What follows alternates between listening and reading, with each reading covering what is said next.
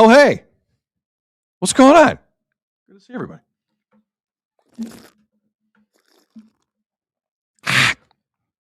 Comment in the chat, courtesy of Sean in the Yukon, who I assume is in the Yukon.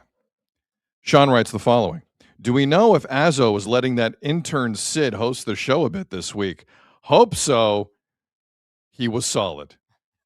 Azzo, thank you for co-hosting again on Friday or filling in the A chair. Guest hosting. You did a good job, but watch it. Run the countdown.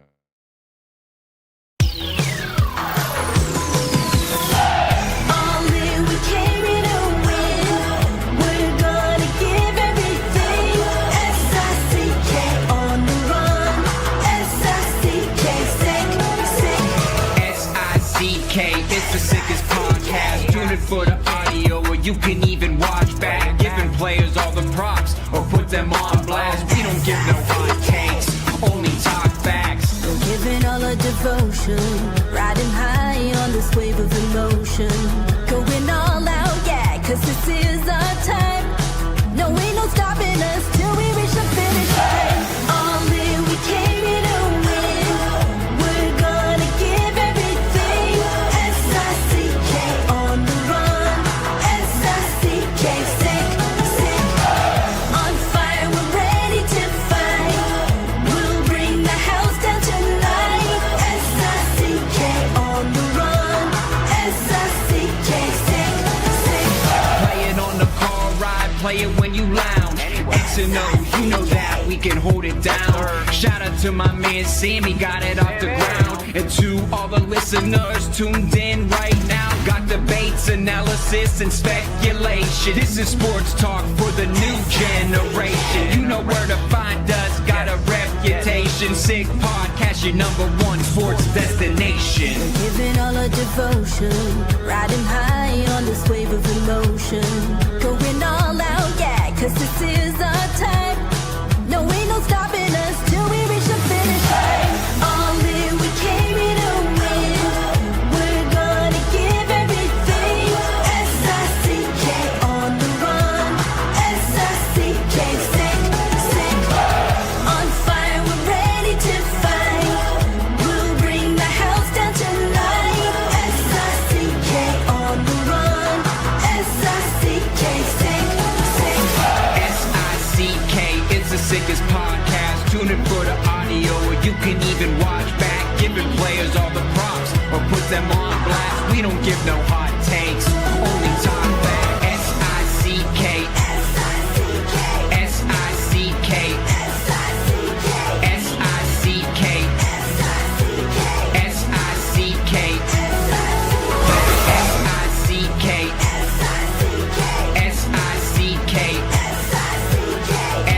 S-I-C-K, S-I-C-K, S-I-C-K.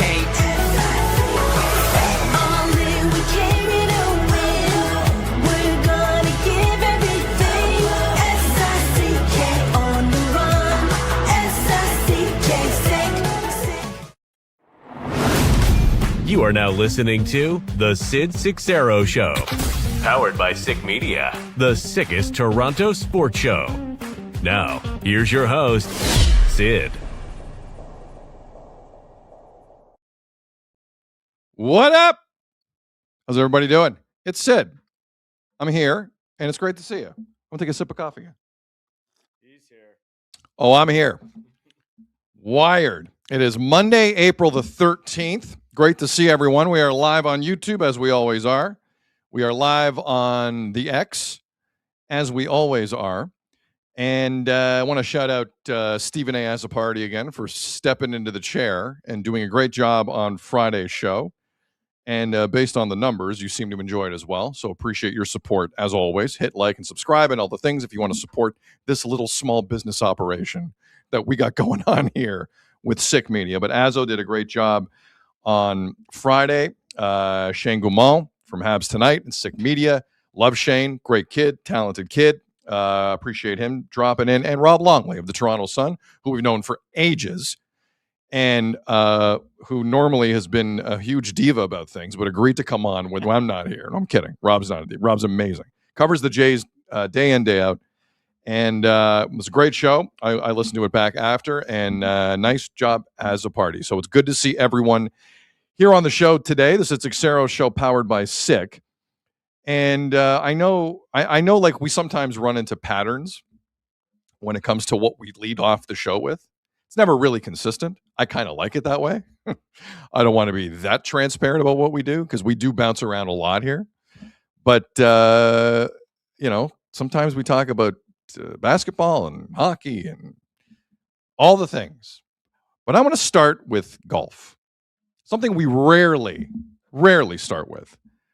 And I was very jealous of some of the weather coming out of Augusta over the weekend. Because right now in Southern Ontario, just to give you an update of what's happening here, it's like 20 degrees all week, but it's rainy.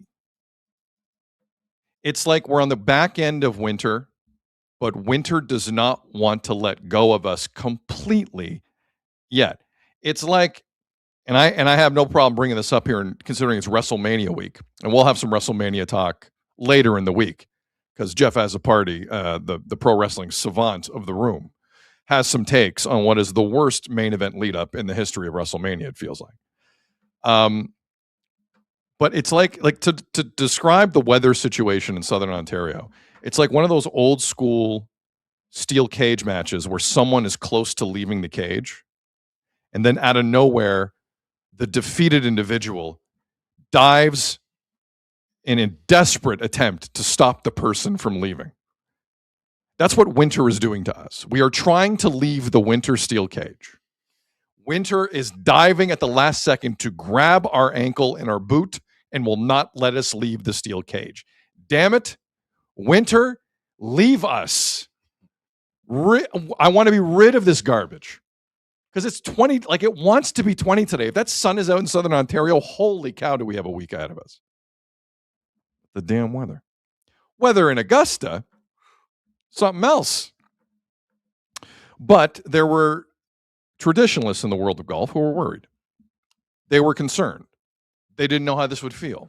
They didn't know how this would look. And they felt that way for purely idiotic reasons.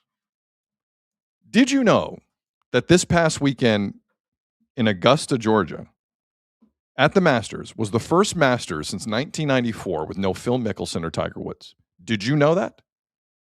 I didn't know that initially. And then I saw it. Now I know it. Now, when I saw that, I didn't really flinch.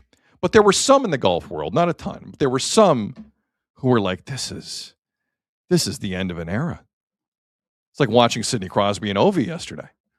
This is the end of an era. How will we feel about Augusta? How will I go about my weekends without Phil going down Magnolia Lane and Tiger Woods not going down Magnolia Lane? Hopefully he doesn't drive again. I don't want him driving anywhere. Just the golf traditionalists, my main point here, are a little weird. Golf traditionalists don't want to leave any memory they have. Like I remember Gretzky and Lemieux playing hockey. I don't wake up every morning going, I hope they would return right now. I don't need them to come back right now. I've seen them in their best. I'm good. My belly is full at that era. And my belly is full watching Phil and Tiger do their thing. I'm good. But there are weirdos in the sports world who just yearn for that to come back. Tiger's had like 7 surgeries. They want him out there like Weekend at Bernie's, walking around the course, trying to hit a golf ball. I just find that really strange. Really strange.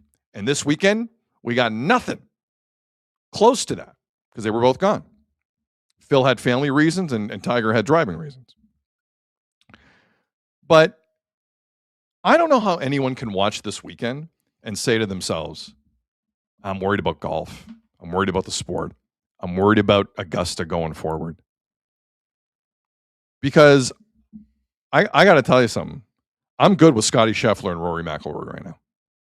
I am very good with Scottie Scheffler and Rory McIlroy. And they just had a Masters where Rory finished 1. Scottie finished 2. Scotty's on 2 green jackets. Rory's on 2 green jackets. Combined, they've won 10 Grand Slams. 10. And I don't know what the final number is going to be on Rory after winning yesterday. I mean, is he 36 years old? Let's say he wins 4 more. Let's say Rory McIlroy gets to 10 Grand Slams. Let's say Scotty wins another 4. It won't exactly be Phil and Tiger, but it'll be damn close. It will be damn close. And the last thing I want to kind of throw out there is understand what just happened at Augusta. Both guys were not close to their best. Not close. Scotty Scheffler had to come back from the abyss to make that happen yesterday. I don't think he had a bogey the last 2 rounds. I think that's the number. At that course, firm, no rain, no bogeys last 2 rounds for Scotty Scheffler. And I heard someone say, well, everyone's lucky Scotty didn't have his A game. First 2 days, Rory was second last in driving accuracy. You think Rory had his A game this weekend? He was toying with them. He almost gave it away on 18 into the right side of the fairway. These guys were hacking it around most of the weekend, and they still finished 1-2. Now, the Justin Roses of the world and the Shane Lowrys, they got to find another gear. And I like Justin Rose, but he's got to figure it out. He's getting close, but then he just and I'm a huge Ryder Cup Justin Rose guy. Love Ryder Cup Justin Rose. But don't sit there and yearn for the days of Phil and Tiger when this is in front of your face, man. Scotty Scheffler and Rory McIlroy, unlike the other 2 names I mentioned, no BS off the course, no weird controversies, no weird rumors. In fact, both of them on mic have told you within the last 2 years this isn't that important to them. And they still play like this. We're witnessing greatness. Don't miss what you got in front of you for the BS you had behind you. That is gone. Grow up. Especially those of us of a certain age approaching 50. It's a scary number. I get it. I want to hang on to my youth like a warm blanket. It's over. Give these guys a little more respect. Rory and Scotty Scheffler put on a show, and they kind of sucked for half the tournament. And they still put on a show. I thought it was great. I think these 2 can write their own legacy. I think we're going to need a few more kind of battles head-to-head final group for this to really sink in and for the cement to really dry on the Scheffler-McIlroy rivalry. We're not there yet. We're close. We're very close. These 2 guys have won 4 of the last 5 green jackets. John Rahm was in the middle of that. I don't know who's breaking up this buddy pair in Butler's cabin. But I loved it. And I think this constant fawning for the past in golf is a pathetic way to look at the sport, and I'll never understand it. I'll never understand. Dude, people wake up and say, man, I wish Troy Aikman could play tomorrow. Who says that? Just golf. Golf is the weird sport. Tennis a little too, where it's like, you can never leave. I love you so much, you can never leave. One day you're going to wake up and the Scheffler-Rory thing is done, and then you're really going to be pissed.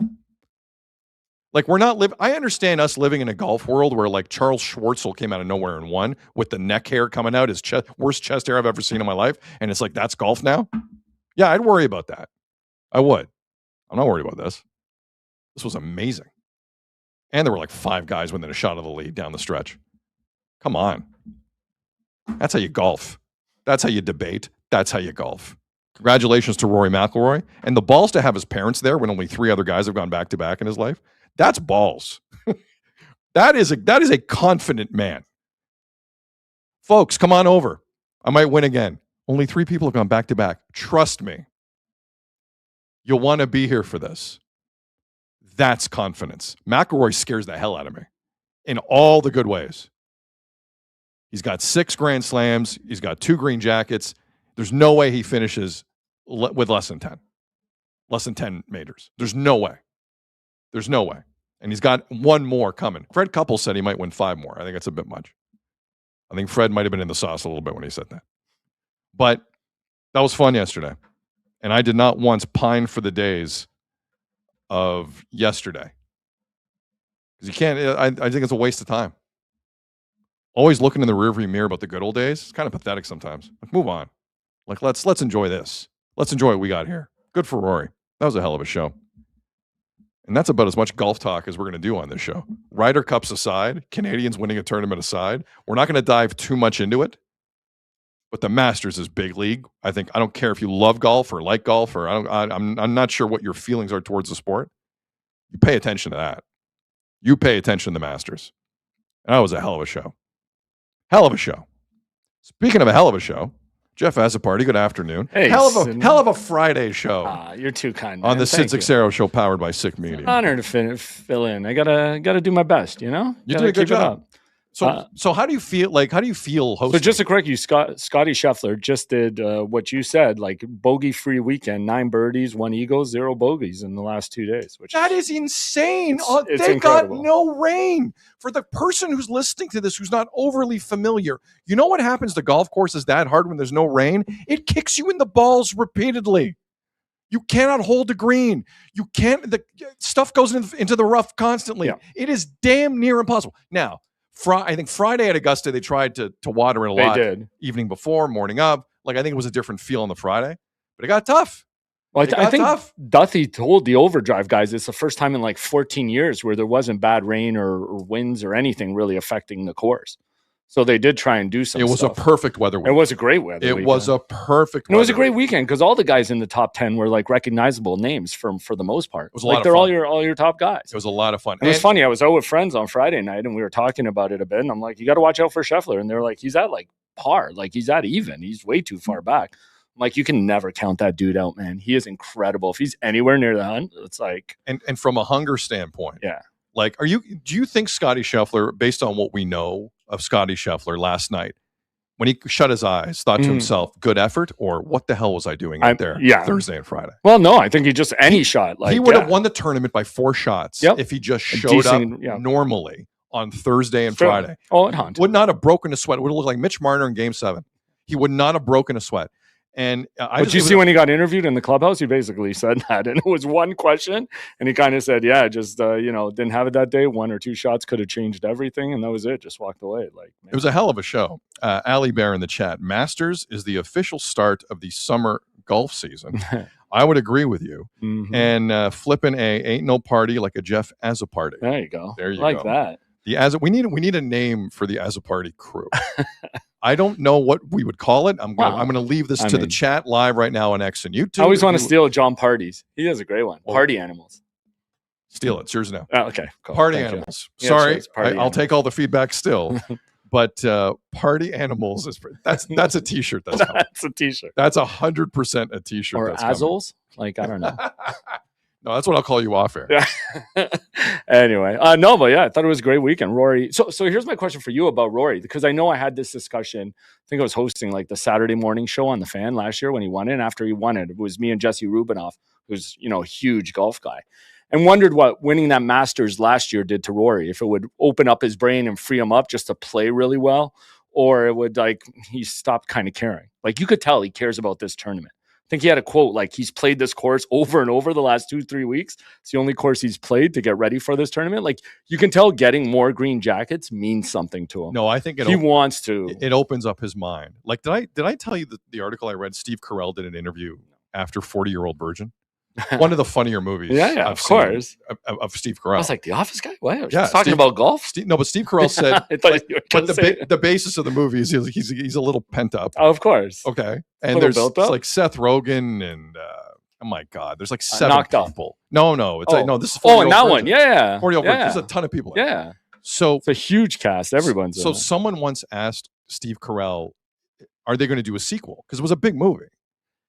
And Carell's idea that he pitched that the studios did not go for was the complete opposite, called the 41-year-old sex addict, where his mind, like, he goes from 0 to to 60. running Now, through. the studio didn't go for the idea. Go but figure. that is my warped comparison to what just happened to Rory McIlroy based on the question you're asking. I think he is free as a See, I bird thought that right last year. That's what I said. But then he Free didn't as a end the bird. season last year well. Like all the other. That's why this tournament means something more. And you could tell his mind was more there. Because there are a lot of tournaments after he won it last year. He didn't play well at all. Well, I think, but based on the way that went in Augusta, you can make the argument it Mhm. drained him completely. Yeah, that's fair. The amount of pressure he put on himself to not just win Augusta for the first time, but complete the Grand Slam. Yeah. And in turn, like also understand what was going on in his mind as a European golfer. Right. He does that last year. He is better than Nick Faldo. He's better than Seve Ballesteros. Mhm. He is better. He reaches a level in Europe that not everyone can touch. Well, they kept And showing. he put that level of pressure on. I think that's what affected. Maybe I'm wrong. They kept showing the I pub or what was it from Ireland? Hollywood, Northern Ireland. Yeah. By the way, a lot of And that's why he brought his parents, to your point, because they weren't there last year with him. And I think he regretted it. So that's why he's like. But historically, what he was trying to do It yesterday was impossible. does not happen. He's at the fourth Augusta. guy. And he told his folks, come on over. And they're like, son, I love you. It's very hard to go back to back. Trust me. Mom, dad, trust me. Yeah. And they flew Well, over. Again, he was ready for it. Like I said, he said he cleared his schedule for the last 2-3 weeks and only played Augusta.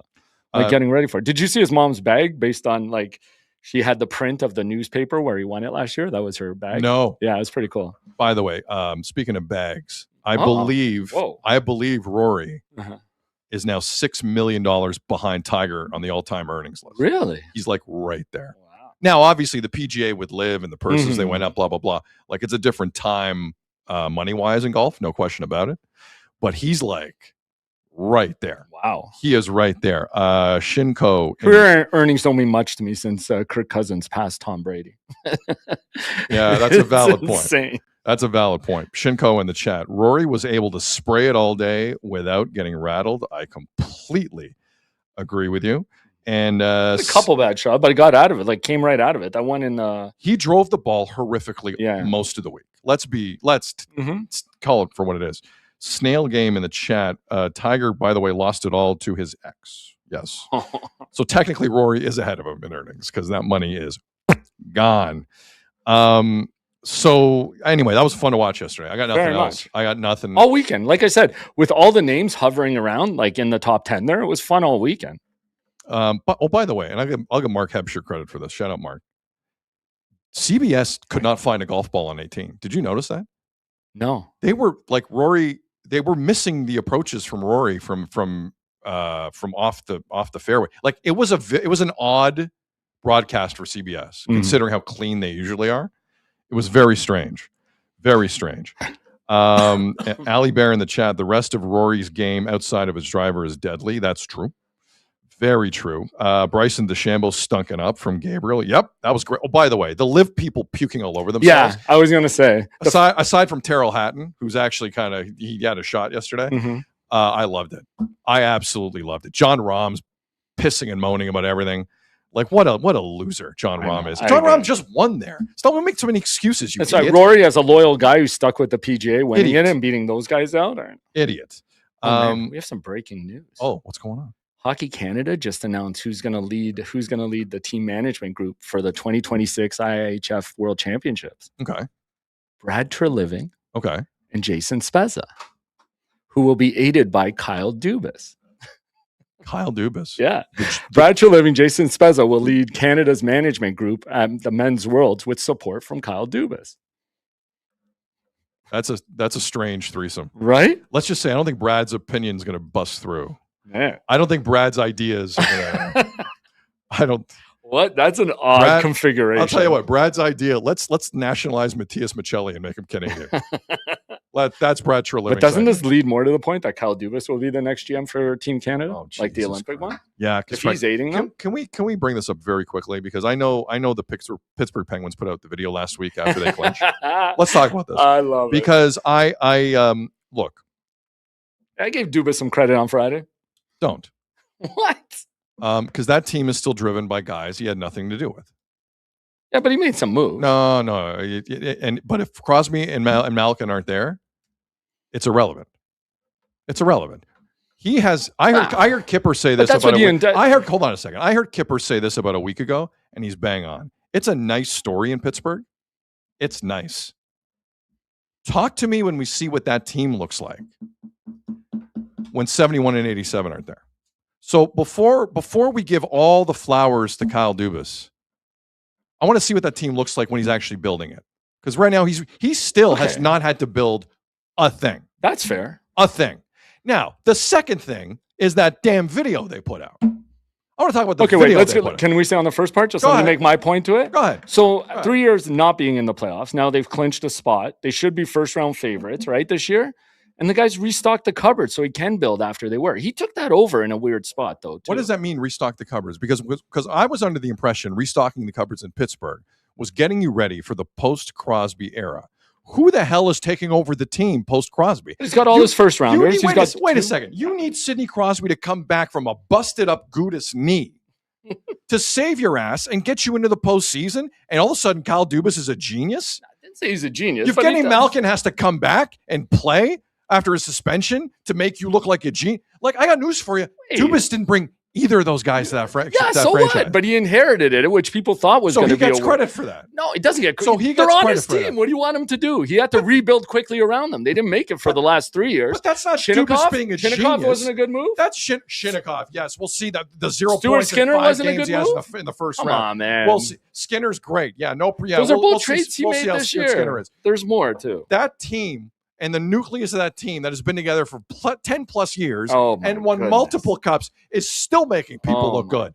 And this guy, by the way, that video last week was 100% Dubas' idea. 100%. 100% and I'm here Dubas' for idea. it. That petty gnat. I love it. 100% Dubas' idea. And I don't know if anyone at Sportsnet has an opinion on the Penguins that they value. There was no one in Sportsnet in the video. It was all TSN people because they actually say something. And they threw them in the video. It was an easy place to go fishing. Give me a break. I know exactly where that came from. You better show up in the first round, Dubas, because the knives are out. And if I was in that video and I'm giving honest takes on what the Penguins have been and what they could be going forward, and I see that petty stuff, Dubas spiking footballs on making the playoffs out of one of the worst divisions in hockey, I'm taking mental notes. If I'm Overdrive, if I'm Mike Johnson, if I'm Craig Button, I'm taking all the notes in the world because that's how I'm wired. Dubas hasn't done a damn thing with that team. Stop it. If Crosby and Malkin leave tomorrow, they're screwed. You think Anthony Manta's taking you to the next generation? You think Anthony Mantha and Stuart Skinner are taking the Pittsburgh Penguins to the next generation? You want to start making videos? Let's have the conversation, tough guy. Let's have the conversation. That team is so screwed when 87 walks out the door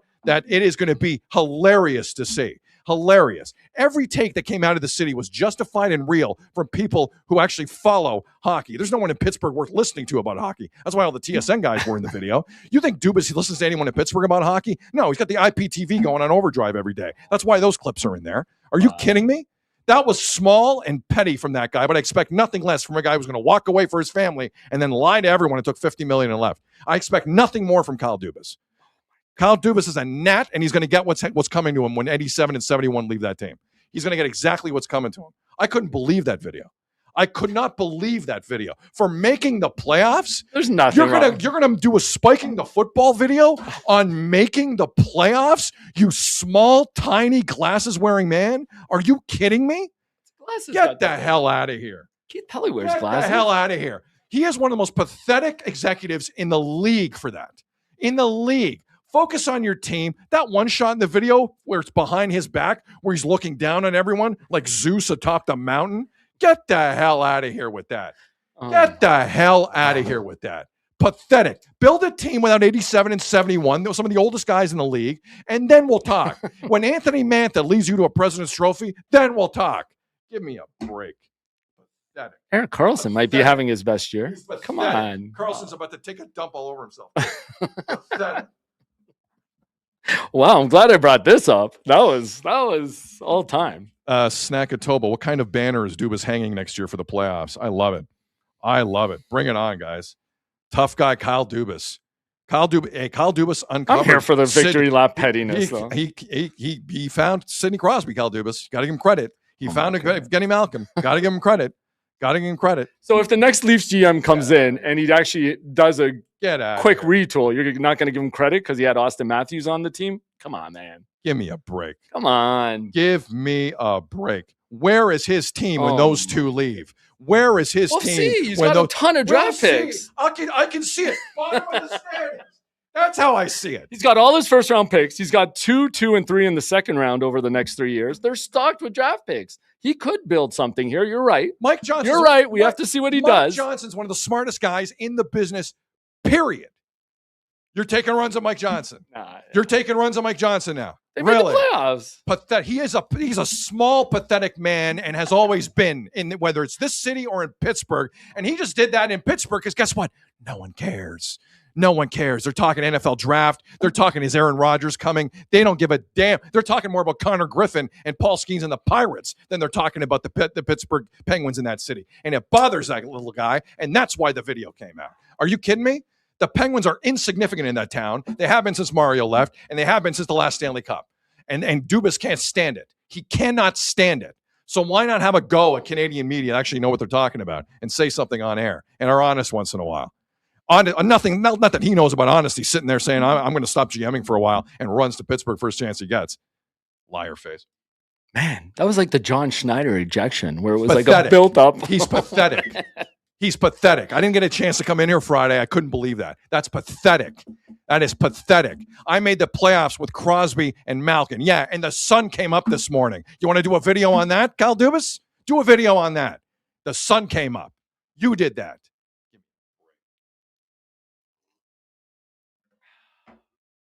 But congratulations to Rory McIlroy. And it was quite the show at Augusta National. And it was fun. We appreciate it. I will give you last word because I did say a lot there. No. I will give you last word. I don't think I can touch it. I made my case. All right. I made my case. All right. Go Pens. Go Pens. They're going to be favored in the first round. Go. They will be favorites in the first round. Who they got right now in the first I think round? Pittsburgh. Or, sorry, the Flyers. The Flyers? Philadelphia. Yeah, Flyers in 5. Flyers in 5. Goodness. Flyers are playing that Martone kid. The Flyers are not messing around right now. Dude, what they've done in the last month and a half is incredible. Yeah, we'll see about that. It is crazy. We'll see when he does a video if they're out in 5. Anyways, the smart guy in Pittsburgh that's getting zero play. Restocked the cupboards. Nobody cares. Made it back to the Olympics in 3 years. Talk to me about the draft again. Nobody cares about Pittsburgh. They got an NFL draft coming up. You better watch this. They're going to get eliminated. If a team gets eliminated in Pittsburgh, does it make any noise when the NFL draft's in town? Answer me that. Make a video. Get out of here. Get out. You know what? I've been banging away at the Leafs for a long time. What they don't do is videos when they qualify for the playoffs. Sure. That's what they don't do. And they qualify for the playoffs with and without Kyle. They don't make videos. That's true. Real teams don't make videos when you qualify for the playoffs. That's your job. You're making $40 million a year, bud. That's your job. They won the division after he left. Oh, they won the division. The Leafs. Sorry. I'm on your side. I'm giving you points. Riled up. I'm sorry. I'm telling you, that was like John Schneider on the Gosman ejection. I'm like, holy. Did you see the John Boy write up on that? I did. How good was that? So good. Guys, so good. I retweeted this yesterday. The John Boy guys, the content creators out of New York, they walked you through every word that was said between John Schneider and the umpire. Yeah. And they always do. They do such great And then they work. walked you through how Schneider was wrong on the walk with Kevin Gosman last week.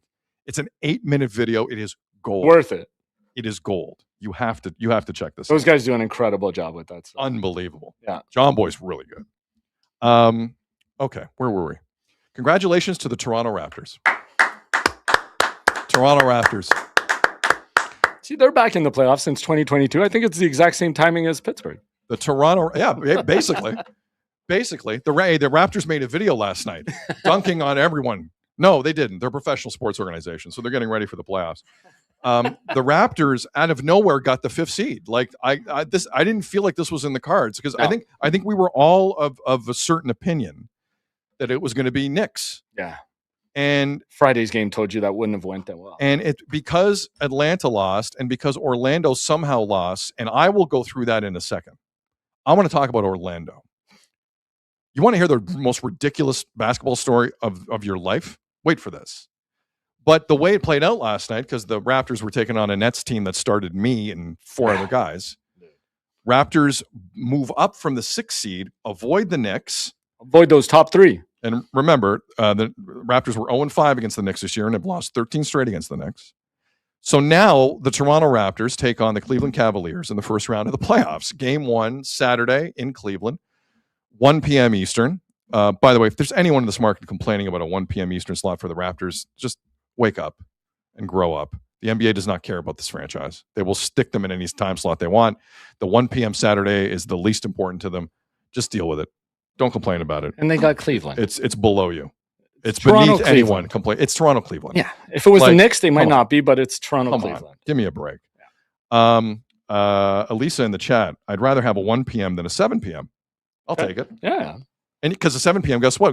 We get to watch like Habs or Oilers Saturday. we got night. more stuff. I don't know what the schedule's going to be. Playoffs begin Saturday in the National Hockey League too. So that gives us options. I don't hate that either. But the Raptors out of nowhere get the 5 seed, so they get Cleveland. I have a tweet here, Azo. I want to read this to you. Mm-hmm. And this is what RJ Barrett said after the game yesterday. And this is about not playing the Knicks in round 1. Now, I didn't see this. I don't think RJ went to the podium last night. I think he said this off to the side talking to reporters. Or in the locker room. In the locker room. So this is what RJ Barrett said about missing the Knicks in the first round Saturday and getting Cleveland. Ryan Wallstad of the Toronto Sun tweeted this out. RJ Barrett said he would have been fine with either opponent, Knicks or Cavs, but admitted for the youngsters it's probably better not to play first playoff game at Madison Square Garden. Old heads remember VC and T-Mac struggling there back in the day. Are you okay with that line of thought? Because I'm having a little issue with that. And I like RJ Barrett a lot. We know how tough Madison Square Gardens can be and how crazy Knicks fans are, right? We all see those videos outside of them storming to the video. So maybe it would be a lot, but I mean, you're a professional and maybe that's thrown into the fire like that is better than anything. Sure, there are guys who have had good first games there too. But like, yeah, whoever it is. But I don't like, but part of my beef with the whole OG Anunoby trade is the guys the Raptors got have stunk against the Knicks. Yeah. I don't like hearing that from the former Knick. Like, I'm sorry. That's what fair. I want to hear is, let's go. I want to show my former team that gave up on me It's true. that I can go in there and we can go in there. Even if Jamal Shed, God bless him, has to play minutes because of Quickly's hamstring and Emmanuel Quickly's not 100%. I don't know how the Raptors are going to win this series against the Cavs if the backcourt is like Scotty Barnes and Jamal Shed. Yeah. I don't know how they're going to do that. But Dr. Max in the chat, RJ saying they're soft. That's kind of what I'm hearing as well. I do agree with this comment from Dr. Max. And I don't know. I'm having an issue with that quote. Yeah, Do you have as much of an issue as I do? Like Sloshhogger says here, he's not wrong, but maybe don't say that out to somebody. And that I agree with because you can kind of feel that way. Like, I think, man, the Knicks just put them in such a bad spot. Like, they can't contain the Knicks because you said the guard play, nobody can stop Jalen Brunson. Cat does whatever he wants. 3 Pirtles couldn't contain Cat. No. Like, it was like, at least Cleveland, I see maybe a hope of them winning a couple games. The New York would have ran over them, and especially in that building, I could understand why it would get to be too much. But again, if you're a professional, you got to go somewhere, and if you have some actual aspirations, you can't. Yeah, you go in there with the attitude, let me show them what you gave up on, what you missed. Keo in the chat writes that Josh Lewinberg from TSN, shout out Josh, love Josh. Josh said there were cheers coming from the Raptors locker room when Garza hit the game winner for the Celtics against Orlando yesterday. And that was the difference. Yeah. And that was the difference between the 6th and the 5th seed. Mm-hmm. I don't like hearing that either. Like, I do have some positives here. Don't get me wrong. But like this attitude of we didn't want to see the Knicks. I understand myself having that attitude. You, Azo, anyone listening to this, anyone watching or in the chat room right now, I understand anyone having that thought process. But we're not on the team. No, I know. If you're on the team, you need to exude something different. But they haven't even done that in the regular season. Like, they played with no confidence on Friday in a regular season game, right? Like, you don't want to carry that over into the playoffs. Like, they had 5 chances against the Knicks this year and then show up for one of them. Like, their head is obviously in a different headspace whenever they play the Knicks or the Celtics. They have to get over that. But maybe in the playoffs wasn't the right place. Their head is definitely in a different headspace. They just lack confidence when they play with them. I don't know. It's so weird.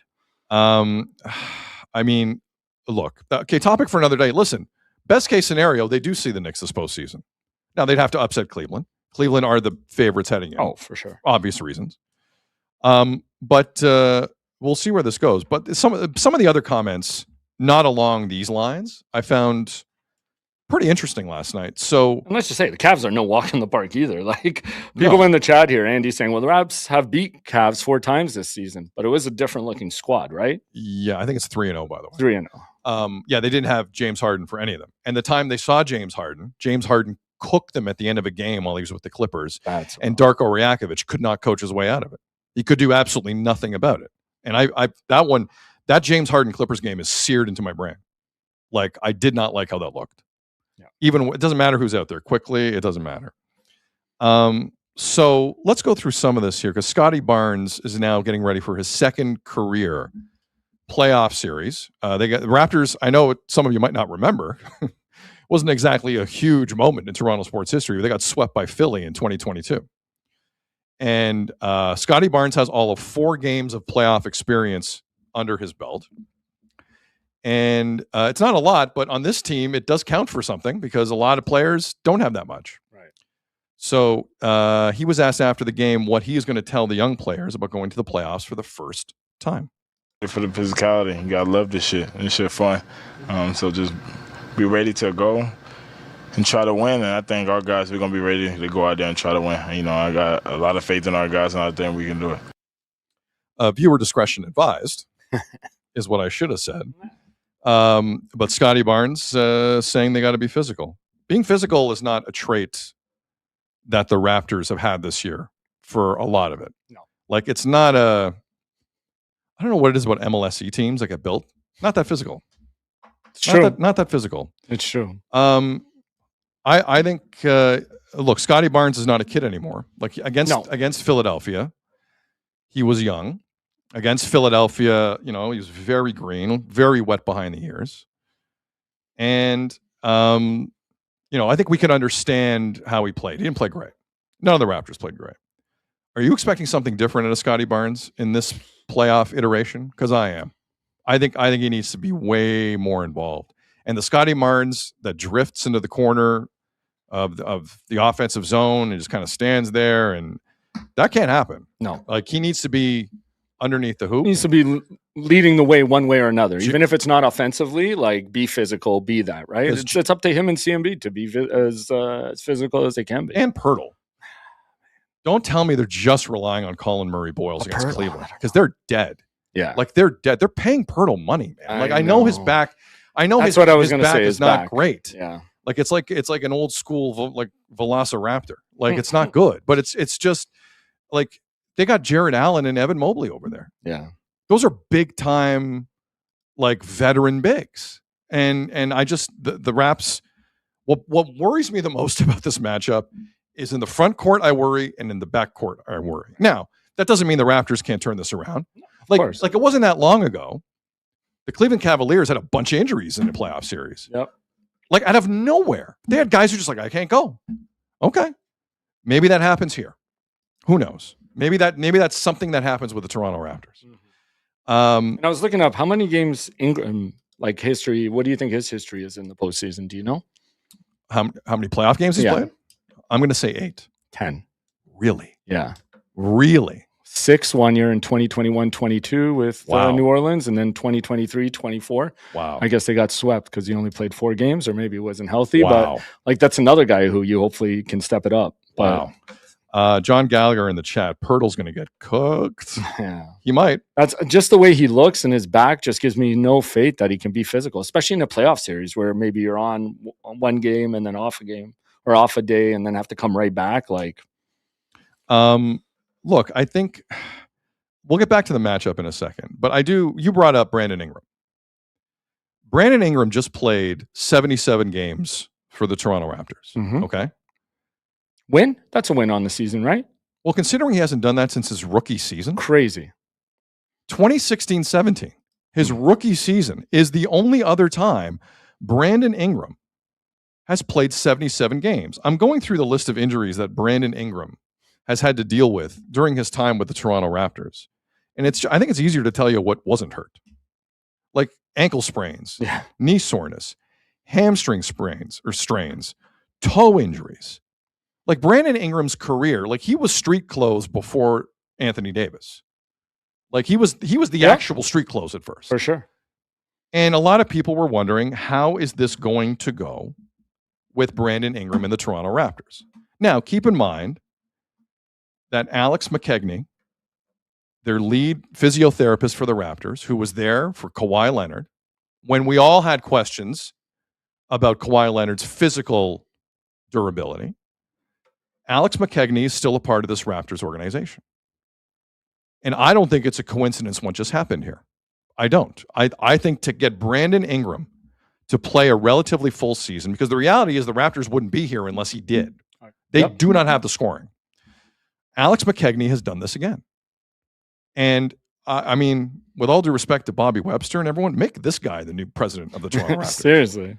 This guy has kept players healthy out of nowhere.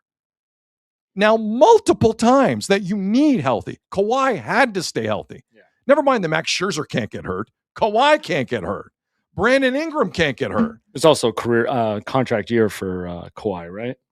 True. It did serve 100%.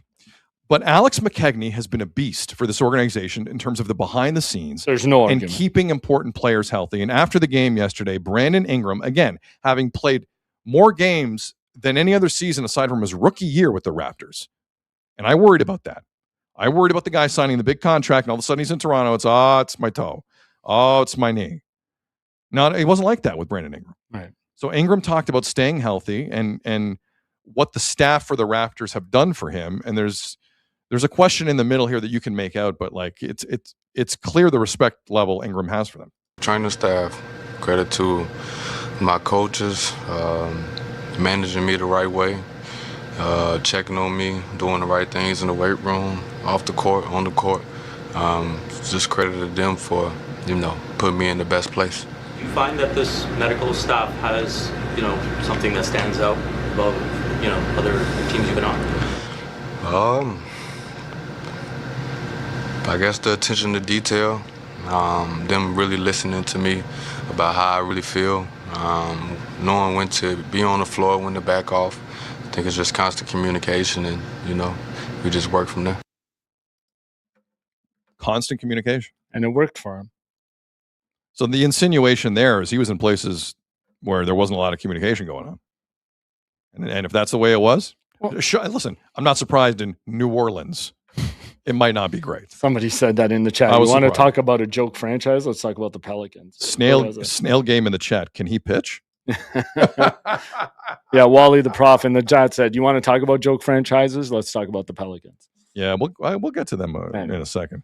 But we all look at the NBA as where a player calls its own shots in the NBA, right? Like that's the kind of league the NBA has become now, where the players call their own shot. So I think buying in when you see a guy's history like Alex McKegney, like how do you not listen to him and try and stay healthy? I mean, I think it's a minor miracle. Forgive me. Did I say sweep for the Raptors in their last playoff series? It was 6 games. Yeah, they lost in 6. My bad. My apologies. I just think it's a hell of an accomplishment for the Raptors to keep him around this long. And I got news for you. He's got to stay. Because if you're like... He has, though, right? Like, he must like it here. He's been here for a while. I mean, sorry, in terms of this series with Cleveland. Oh, yeah. He's got to be very present. Yes. Because there's not a lot of options if BI is having an off. He has to be their leading scorer, for sure. And if Emmanuel Quickly is dealing with this hamstring injury, which is not great, and I'm not the biggest Emmanuel Quickly fan to begin with, but if he's not there, you have easy targets to focus on if you are Kenny Atkinson and that coaching staff in Cleveland. So, but that's a story for Saturday and 1 p.m. Eastern. I want to give the Raptors their flowers, of course, because this looked like a weird year most of the year, but they deserve credit today because this was this is still not the deepest team in the East. No, without a doubt. And they got there. Somebody in the chat said that too. The Raptors clinching, getting the 5th spot is more an indication of how bad the Eastern Conference was this year. It might be true. Like they're stuck in that middle echelon, right? Like they're not getting to that top tier, which is what makes the Cleveland thing so tough. It's top 4 heavy in the East. I think we can all agree with that. I'd even say top 3. Like Cleveland, maybe you put Cleveland up there. Yeah, but Cleveland have hold that thought on Cleveland. I like that angle. And then I want to shout out Jacoby Walter. He's been doing the Raptors have to shoot well as a team too, because when they don't shoot well, they're out of it. 100%. Like, I mean, you can say that about most teams, but the Raptors, I think, especially. If you're not going to be physical in that, you have to drain your shots.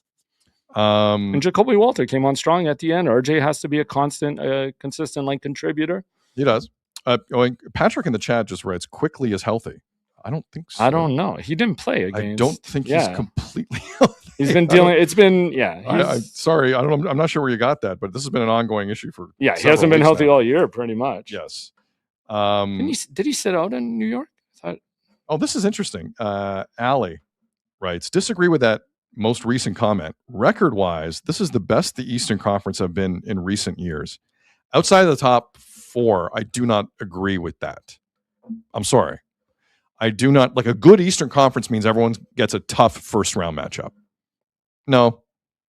That's not what's happening in the East or the West. Yeah. NBA's been a joke this year. Do you know this is the first time in league history 8 teams have lost 55 plus games in one season? Really? I did not know that. Like, this has been one of the worst regular seasons I've ever witnessed in the NBA. One of the worst. The second baseball showed up, I was out. Give me Jays and I'll watch the Mariners or the Dodgers at 10. I'm out. Like, I'm still watching, obviously, and like following, but like, you know what I'm trying to say with that. Yeah. In terms of excitement, in terms of, Wemby, wow, how many guys can OKC not play tonight? Let's see this. So many games were blowouts too. I have no idea what's going on here. And again, we'll get to the Magic in a second. That disgrace of an organization that should be folded into itself like a dying star. So you're getting a lot of support here in the chat. Flipping A, the NBA is mid as a whole, which I'd agree with completely. Right now it is. Yeah. MLB is more popular than the NBA all of a sudden. Sean in the UK. MLB is a better TV product. It is. MLB is a better TV product. They've done stuff than to the enhance NBA's it. regular season. I want to preface that. I'm talking about the regular season of the NBA. Yep. The playoffs, although we're going to see a lot of 40-point blowouts in the first round. Same thing. Guaranteed. Sure. Which isn't good. But the NHL's first round, for all the criticism the NHL gets, whose first round would you rather watch? NHL, it's not even close. No, yeah. I'll take the Wild and the Stars over any first round NBA series. It's true. Any first round. I'll take Tampa, Montreal, if that's the series, over anything the NBA would give. Yeah. Anything. What is going on with CF Montreal? I'm seeing 9 references in the chat of a CF Montreal story from Major League Soccer. I have no idea what happened with CF Montreal. Yeah. If someone can sum this up in a sentence in this chat, I would love to know.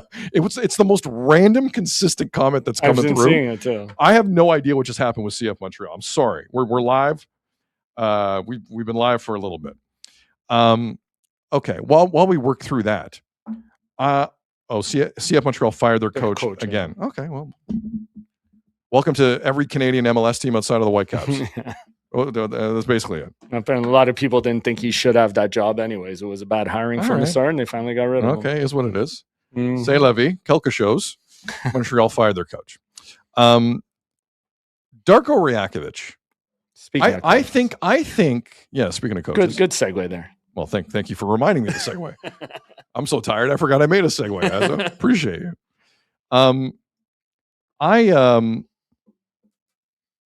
I can't be the only one in this town that has kind of looked at Darko for a while and went, I don't know. Azo, are you with me on that? Oh, definitely. Like, I've been a long time. I'm like, I don't know about this guy, because there are great assistants and that should stay assistants, and there are coaches. Yep. Head coaches. And I have to respect what he just did here. This is not the deepest team in the East. The Raptors are not even close. And last week he reached his 100th victory as a 100th victory. So it's an accomplishment. They have 2 guaranteed home dates right now. Right. Believe me, Keith Pelly will appreciate it. At like $6,000 a pop lower bowl, he will appreciate it. And for I think for $90, you can let your kid shoot a free throw during the game. No, I'm kidding. I have no idea. Maybe that's an MLSC perk. I'm not sure. But Darko got them there. He got them there. And, obviously the narrative with the Raptors was a pretty simple one this year. They can beat the bad teams, can't beat the good teams, but their teams, they'll see they can't beat anything. And the Raptors finished 46-36 in Darko's 3rd year.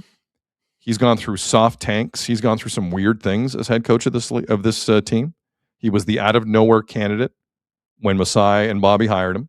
No, he was probably dirt cheap too. Yeah. Oh, without a doubt. Welcome to how MLSC hire some coaches sometimes. Not all the time, but sometimes. If you're not the Leafs, they'll spend money on the Leafs. They won't spend money anywhere else. But this has been a good year for Darko. like big picture, 40,000 feet, it's been a good year. And on top of that, Darko Rajakovic yesterday became the first European coach to lead his team to the NBA playoffs. Really? Yep. Wow. It's never happened before. No way. Like historic stuff in the world of basketball. Historic. True. So somebody brought it up in the press conference, and we're going to play this clip for you. Darko's first reaction is there hasn't been many of us. It's not a big deal. But he's downplaying it. He's downplaying it. That's not a fair way to react to that. He's self-deprecating, but that's not fair to him. That's a big-time move. There's a lot of coaches across Europe busting their ass for an opportunity like that. For sure. And he got it. He got it. So this is Darko after the game talking about being the first European coach to do it. And here's what he said. First ever European coach that makes the playoffs after. It's not a lot of us. It's not, it's not a huge accomplishment. No, but I mean, as an actual head coach, and from the beginning of the season, of course, like you don't, like you said, you don't want to stop here. But my question is, how your Serbian roots have defined the person and the coach that you are today? I mean. I was born and raised in Serbia, lived my, 29 years, 30 years there before I moved to Spain, and that's where I started playing and coaching, fall in love with the game. There are so many players, so many coaches from ex-Yugoslavia, especially from Serbia, that make this path possible for me. Without all of those successes of national team, without successes of the clubs, of individual successes of players and coaches, I would never be in this position or here. So I'm very grateful for the opportunity to represent my country and my fellow, countrymen. Congratulations to Darko. Definitely. Well deserved. Yeah. Am I making too much of that? No, I couldn't not at believe all. that. Like, I'm like, Darko's the first, eh? Yeah. But I guess not too many European head coaches. I mean, you a lot of have assistants. to get the opportunity. No, it's true. It is a rare thing. Now, he had some subtle shade about maybe not enough European coaches getting that opportunity, which is fair. But it's a very good accomplishment for Darko Rajakovic. Yep. And at times I've been critical. But so let me ask you this. This is a good year for him. He's because I was worried about his next year. Yeah. He is going to be the coach of this team next year. I think he has earned the currency. He has the cachet. 10 games above 500. They are an injury away from disaster this team. Oh, yeah. An injury away. And he got them there. And I think he is the coach of this team next year. Even if let's say they get swept. I don't think they're going to get swept by Cleveland. No, but let's say they get swept. I don't think he's on some Dwayne Casey type of hot seat here. Right. Sorry, go ahead. No, all I was going to ask you, with them finishing fifth, and your expectations coming into the year for you, is that right around where you thought they'd be, or is that overexceeding, or how do you look at it? I thought fit with Brandon Ingram scoring. Yeah. That was the big caveat. Playing games and scoring. I thought with Scotty Barnes next to him, in the NBA, I think. Listen, RJ Barrett's been around the block a little bit. I still don't think Quickly is a top level point guard, but they have some veteran people like Jakob Poeltl. Assuming, I thought he had a spine, an actual spine. It's tough. Yeah, he's trying. But you're also paying him a lot of money. That's what hurts. Sorry, to answer your question, this is the pocket I thought they would be in. I thought they were better than a playing team. Agreed. I really did. And I'm happy they're not in that because it's developed into a circus. Yeah. I just read Steph Curry's still going to be on a minutes restriction against the Clippers in their playing game. Oh, wow. I swear to God. No one cares in the NBA. Yeah, it's true. Nobody cares in the NBA. I've never seen anything like this in my life in any sport. It is such a turnoff. I agree 100%. So this is where did you think they'd be? Yeah, this is where I thought they'd be. I was hoping they'd be a playoff team, and I thought it was in that pocket. The way they played sometimes that year, I thought maybe it would be more had they not matched up against Cleveland, if it was New York, to that experience you want this team to have, I thought maybe the play-in would be a better spot for them. But no, I thought they should make the playoffs this year. And number 5 is actually maybe a bit higher than I thought. Andrew in the chat, Giannis to Toronto next year. Do you think that helps them? Yeah. Well, no, but I mean, I don't know. I would say obviously it helps them, yes, but I would say that helps them. I don't know if that's what they're missing to take the next step, though. I will take. Yeah, of course. I will take. What would you have to give up for? I'll sign both his brothers. Yeah. I'll sign his personal chef. I'll bring over his uncle. I'll give his uncle a job. I don't care whoever his uncle Dennis is. I will do whatever I have to do to get Giannis Antetokounmpo as a Raptor forgive me. What's his contract right now? Is this the next year's it for him, is it not? Like he's getting towards the end. That's the whole issue with the Bucks. Yeah. Is they don't know what to do because they're a cheap franchise that doesn't know any real success. Next year he's making only $58 million. Then he has a player option for, get this, $62 million. That's it. That's it. That's the tough road that Giannis has to hoe. So let's assume he picks up the $62 million player option. You would get him for another 2 years. Would you trade 4 first-round picks? Keep in mind, the Orlando Magic, not that long ago, traded 4 first-rounders for Desmond Bane. Yeah. Would you trade 4 first-rounders for Giannis Antetokounmpo at 2 years? And you might not have him at 2 years because he has a player option. Right. But for the sake of this argument, we're going to go 2 years. Would you trade 4 first-rounders and maybe other stuff? What would you do? I guess you kind of got to go for it, right? Jacoby Walter, gone. Yeah. He's traded. Let's say Jamal CMB? Shed.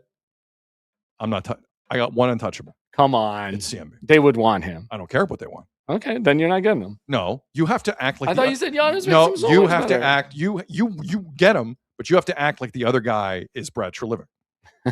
I'm serious. Yeah. I don't know if you've noticed because Milwaukee just fired Doc Rivers. They have no idea what they're doing in Milwaukee. Mm-hmm. None. You can take advantage of this in a serious way, assuming Giannis wants to come here. Right. That's a big thing in the NBA. He loves the Greek neighborhood here. Come on. Thank you to the chat for throwing that little piece out. We'll be talking about that throughout the summer. Steeler in the chat, no selling the future for Giannis, please. Wally in the chat, 100% I want him. I don't think they make a deal without getting CMB for you. No chance I trade CMB. Okay. We're living in a world where he's their 3rd most important player. I agree. Maybe higher. No? Maybe higher. For everything he does?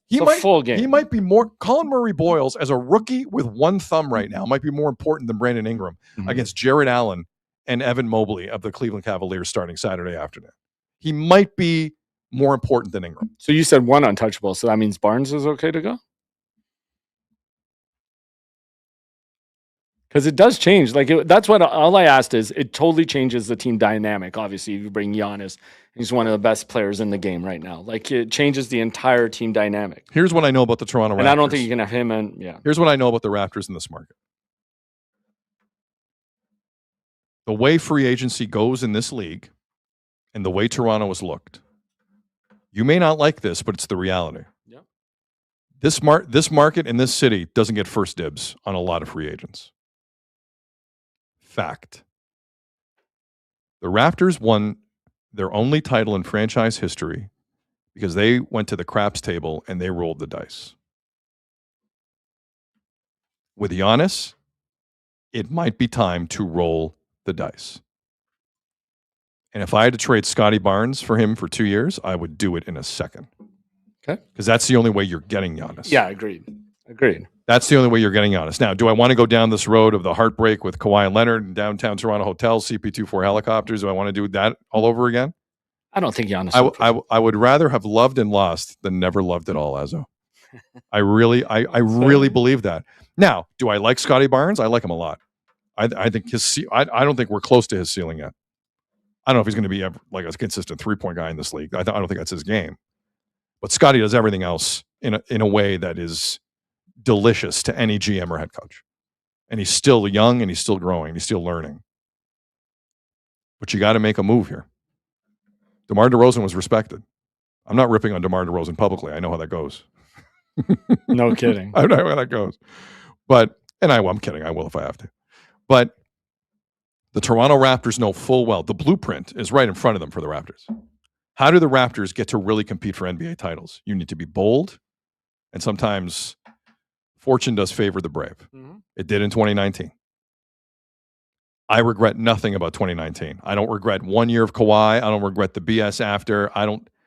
It was all worth it. But that's the game the Raptors have to play. They have to be able to be very brave with their assets.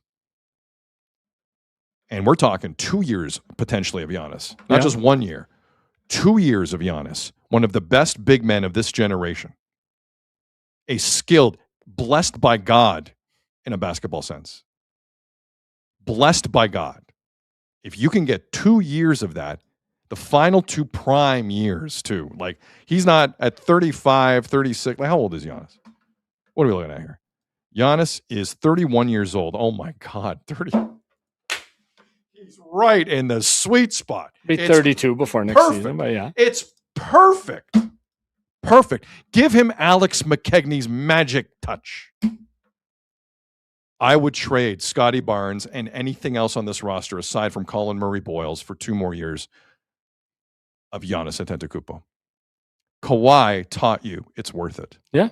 I think it's worth it. A real banner's changed that point of view quickly. You get a real banner up there. Yeah. Not a wild card banner. Let's remember the 8-0 blown lead against Seattle. That's not a banner. I'm talking real banners. Mm-hmm. Real banners. Oh, thank you in the chat for bringing that up. That is delicious. Okay, why are we talking about trading Scotty Barnes 5 days out? I just asked. Damn it, Azzo, you brought this up. He didn't. Okay, so Emmanuel quickly, is he going to be healthy? Is he not going to be healthy? This is going to be the cat and mouse with the Raptors in the lead up. We're not going to really know till pregame warmups. We're not going to know anything about the hamstring. And even if he is healthy, he's got to play a certain way, right? Like Correct. We've seen him play sometimes when he is, even when he is healthy and he's not on his game. And like you say, the guard play is very suspect for this team. Yes, it will be. Now, with all of that said, Azzo, in terms of the Toronto Raptors, who begin the playoffs Saturday at 1 p.m. Eastern against Cleveland, there is a part of me with this Cleveland matchup that is thinking one thing, and I can't shake it, and it's the one aspect to this where I think the Raps have a chance. Okay. The Raptors have no pressure on them. Yep. Cleveland brought in James Harden for one reason. There's pressure. That market won a lot of games last year and cacked out in the postseason. They have brought in James Harden. Heaven help them if James Harden is the guy they're looking at to be their postseason savior, because we know how that has worked out for James Harden and teams he's been on in the past. But I'll put that aside for now. What are the honest-to-God expectations of the Toronto Raptors going into this series? Yeah, they don't have any. You're right. They're playing None. with house. Like, yeah, they are. There should be no fear there for sure. None. They have proven all year good teams are not their friend. But we've also seen them choke when they're playing like lower, lesser teams than them. And guess right? what? And if that happens, Yeah. we move on. Jays and the NHL draft lottery still to come. The fact that they avoided those top 3, don't your expectations change a little bit? Like you want them to pull out a couple games here? Look, like this has to be a series. I have no idea. Listen, if Pirtle's not healthy and Quickly isn't playing, this could get disgustingly bad for the Raptors. The matchup is not great. Right. Any Raptor fan who's uber positive, even there, God bless you. But that's going to be a difficult road to hoe. What I'm saying is, and quite frankly, I would say the same thing if they drew the Knicks in round 1. None of the Heat, the Knicks are like championship or bust this year. Yeah. None of the Heat will be on the Raptors in this first round series. You and I and everyone in the chat and listening and watching, we've seen teams rise to the occasion when no one really thinks they're doing anything. Keep in mind, 3 years ago, the Florida Panthers were down 3-1 to the Boston Bruins in round 1. 3-1. And they won Game 7 in Boston, beginning 3 straight Stanley Cup final appearances. And they almost didn't even make the playoffs. And they almost didn't make it. Right? Some weird Penguins Blackhawks result on the final Sunday of the year. Right. There is an aspect to this, Azzo. Call me crazy. I like it. Call me crazy. The Raptors know if they lose this, everyone expected them to. The Cleveland Cavaliers are like, James Harden's here. We can't lose this. We cannot lose this. I've seen teams do weird things with very little pressure. Now, I'm just talking about exterior pressure. The Raptors, the interior and the guts of that team, I think Darko. They want to win. Yeah. I'm not suggesting you otherwise. Still don't think Darko feels some pressure to make this a series? I think yes, they all do. But Darko, what I'm saying is Darko, I believe, is back next year. Yeah. I think he has earned that. Is Kenny Atkinson back if they lose the series next year, head coach of the Cavs? Mm-hmm. I don't know. You brought in James Harden to do big things. Big things. if the Raptors get a split coming home to Scotiabank, Scotiabank hasn't been that loud in years. Watch for this vibe. That would be cool. And this ain't Mitch Marner is not on the ice for this. This is going to be a different feel in that building. It's funny. Keith Pelly all of a sudden is going to be a big Raptors fan, eh? Yeah. Big Raptors fan all of a sudden. Big Raptors fan. Jays just make a minor trade. I don't know. Acquire infielder Sosa and trade with the White Sox. Does Sosa have a first name or is it just Sosa? Where is it? Lennon Sosa?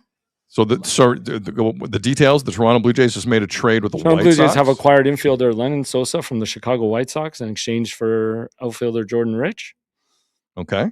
26 years old.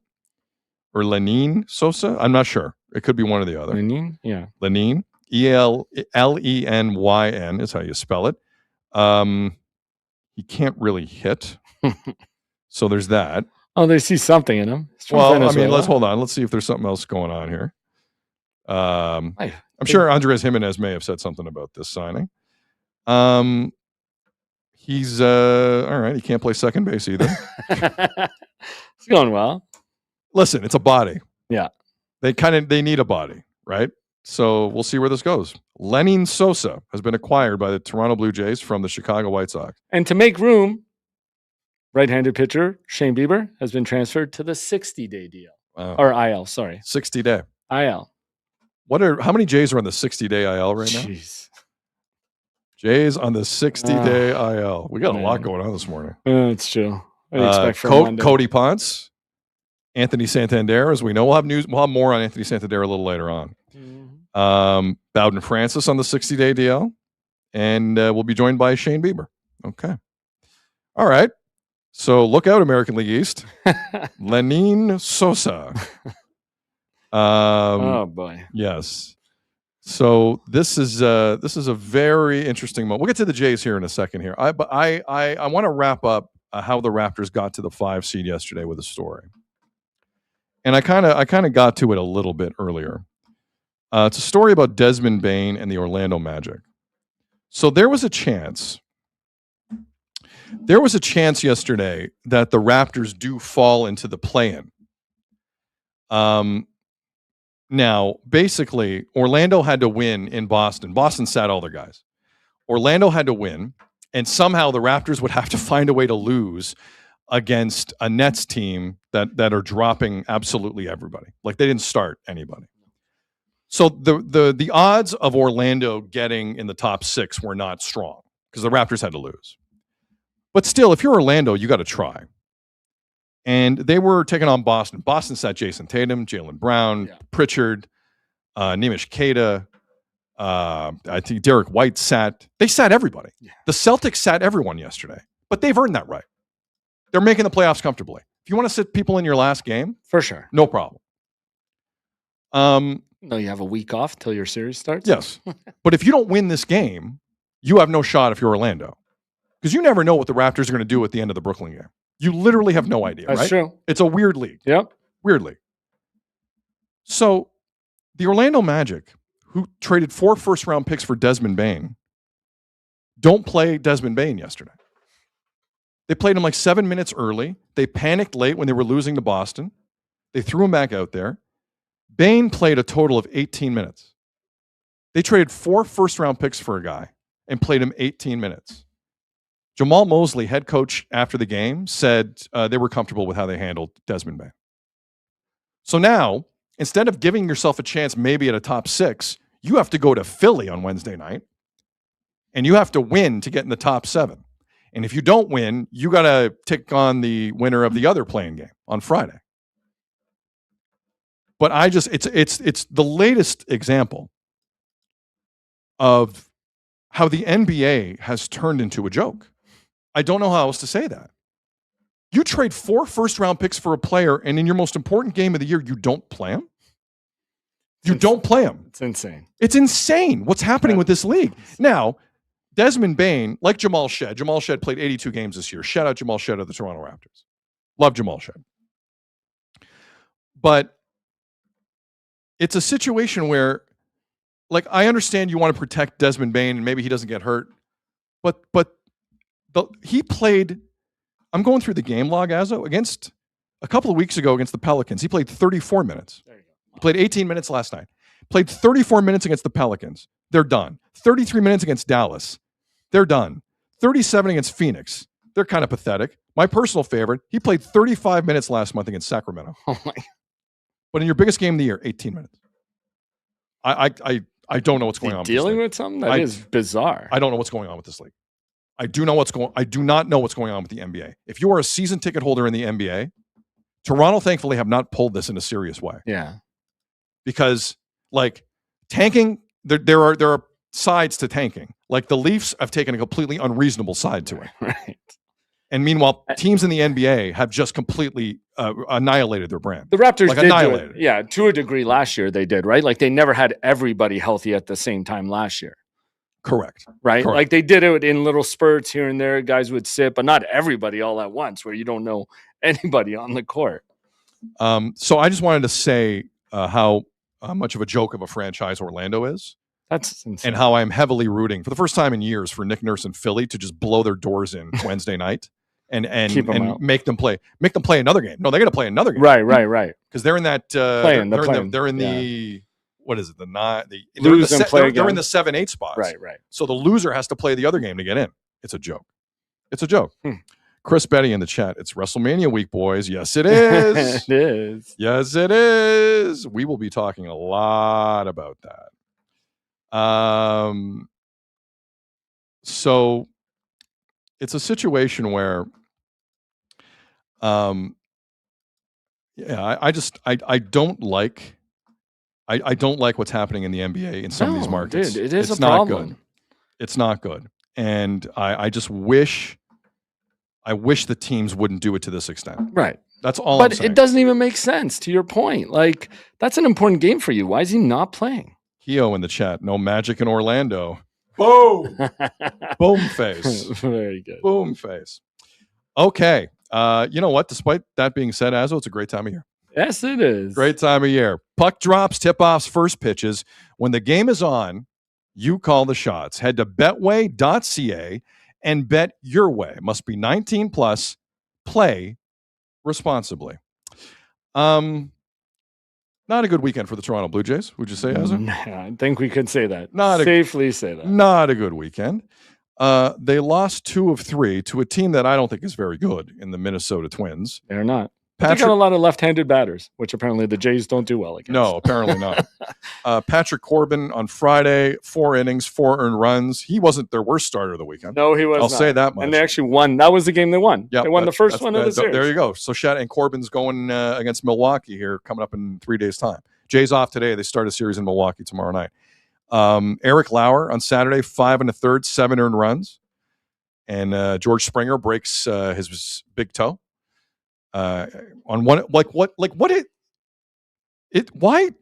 does it look like disaster will always happen when George Springer swings a baseball or swings a baseball bat? Yeah. Every time. His knee, foul ball, something buckles. Got a bit of a reckless swing. We can't you worry. You generally worry about George Springer. So Springer's going to miss some time. And then yesterday, Max Scherzer, 2 1/3, 8 earned runs. So I'm going to talk about Scherzer quickly, Azzo, and then we can take it wherever you want. Okay. Because I keep hearing that Scherzer, at 41 years of age, is being told you can't get hurt. You are not allowed to get hurt. Well, he said that. He was told that, right? No, I heard Schneider say that too. Okay, right. I heard John Schneider say that. Cannot get hurt. So the last time prior to yesterday that we saw the one and only Max Scherzer, forearm tendonitis, it wasn't good. And so Max Scherzer goes out there yesterday, and the first inning ends, and Hazel May has a report coming out of the commercial break. She lets us know, I wouldn't have noticed this, but she lets us become aware of a massive bruise on that same forearm for Max Scherzer. Now, for the listening audience, we're showing it. It's a massive bruise. It is. And the explanation that Hazel May gave in the report was completely understandable if you're not a cynic like me. Because the report from Hazel is it's just a blood vessel that burst and it's has nothing to do with the tendonitis. And so that's why his right arm looks like someone took a sledgehammer to it as he's trying to pitch a professional baseball game at the age of 41 years. Yeah. And so not doing too well in that game. And not doing too well. Right? Like, that's the key. He's not pitching well. So I appreciate the thought of letting the audience know that one has nothing to do with the other, but that didn't make me feel any better about it. No. So now you're telling me there's two issues with the arm of a 41-year-old. If one had something to do with the other, part of me is okay with that. So instead of one issue, just the tendonitis with Max Scherzer, now you got tendonitis and a bruised up arm. Yeah. Out of nowhere. Blood vessel. Just say blood vessel. No one asks questions. Okay, no problem. No problem. Blood vessel.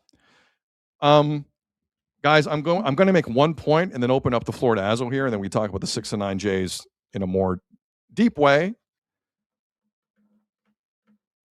Get ready for an extended period without Max Scherzer this season. Whether it's based on results, whether it's his health, I don't care what it is. We need to be realistic of what's going on here, and continuously trying to hang on to a 41-year-old who can barely get to the mound and whose right arm looks like it's been through a war and probably feels that way too. It's not realistic. And I don't care what he says. I don't care what the Jays say. He is not going to be an arm you can rely on. And I know it's an uncomfortable thing to hear considering how many starters are hurt, but that's the reality. I'm just trying to tell Jays fans, get ready. Get ready for some news on Max Scherzer to be coming. Whether it's based on results, because last time I checked, they still mattered. They still matter for the Jays. Can't be having a guy look like that all the time. But just the physical aspect of Max Scherzer is wild. Wild. And they're telling this guy he can't get hurt. He is hurt. What are you talking about?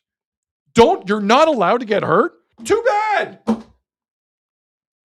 He's showing up bruised up like he's been in a fight. What are you talking about? That's his throwing arm. Whoa. Ho, ho, ho, ho. Boy, oh boy. Scorpio Canuck in the chat. April results don't matter to John. Yeah. Better now than later, right, John Schneider? That was a quote from John Schneider. Yeah, it was. We're hitting a lot of quotes. Where do we go with the Scherzer thing? Because I admire Max Scherzer for this. Well, of course. I don't He's trying think to help the team out. I think he knows he shouldn't be out there, but he's trying to keep this together. Giving up 8 earned runs over 2 1/3, that's not keeping it together. No. Like, what are we doing here? Yeah. Like, no. what? Like, does he make his next start? Is what I'm trying to ask you. I guess we'll see where the bruising is. You know this. The only time my arm is swollen up or bruised like that was when I tore my bicep, and the bruising went all the way down. Like, that's no small bruise, man. He tried to pitch a major league game with that yesterday. Yeah. What the hell are they doing? And considering it is around the forearm where he has his tendonitis, that's also a little bit concerning too. Like, it's all in the same area. Like, again, the report from Hazel was intended to make people feel better. Nope. I do not feel better about that. Yeah. That does not make me feel better in any way, shape, or form.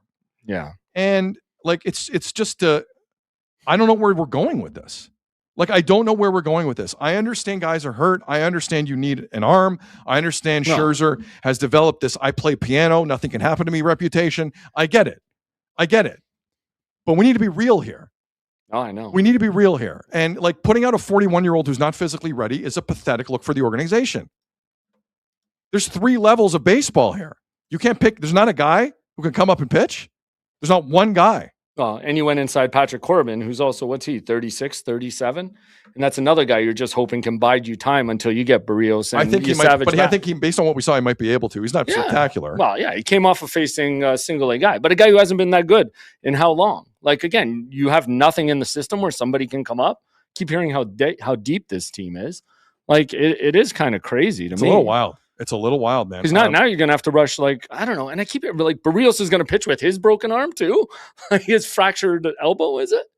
Yeah. Well, the stress apparently, here's my favorite phrase. You can't make the stress fracture any worse. Want to bet? So it's Matthew Nice. Want to bet? Yeah. Want to bet? Steven in the chat. Guys, it's fine. Remember when we had 8 starters? Remember that? Oh, that was the good old days. Joe Gass in the chat. Brendan Little to start? Why he not? He threw a scoreless inning last week in Buffalo. I didn't check what he did over the weekend, but yeah, it is. Actually, he looked okay actually in AAA. Brendan Little, from what I read. So as it's concerning. It is concerning, but I do have some good news.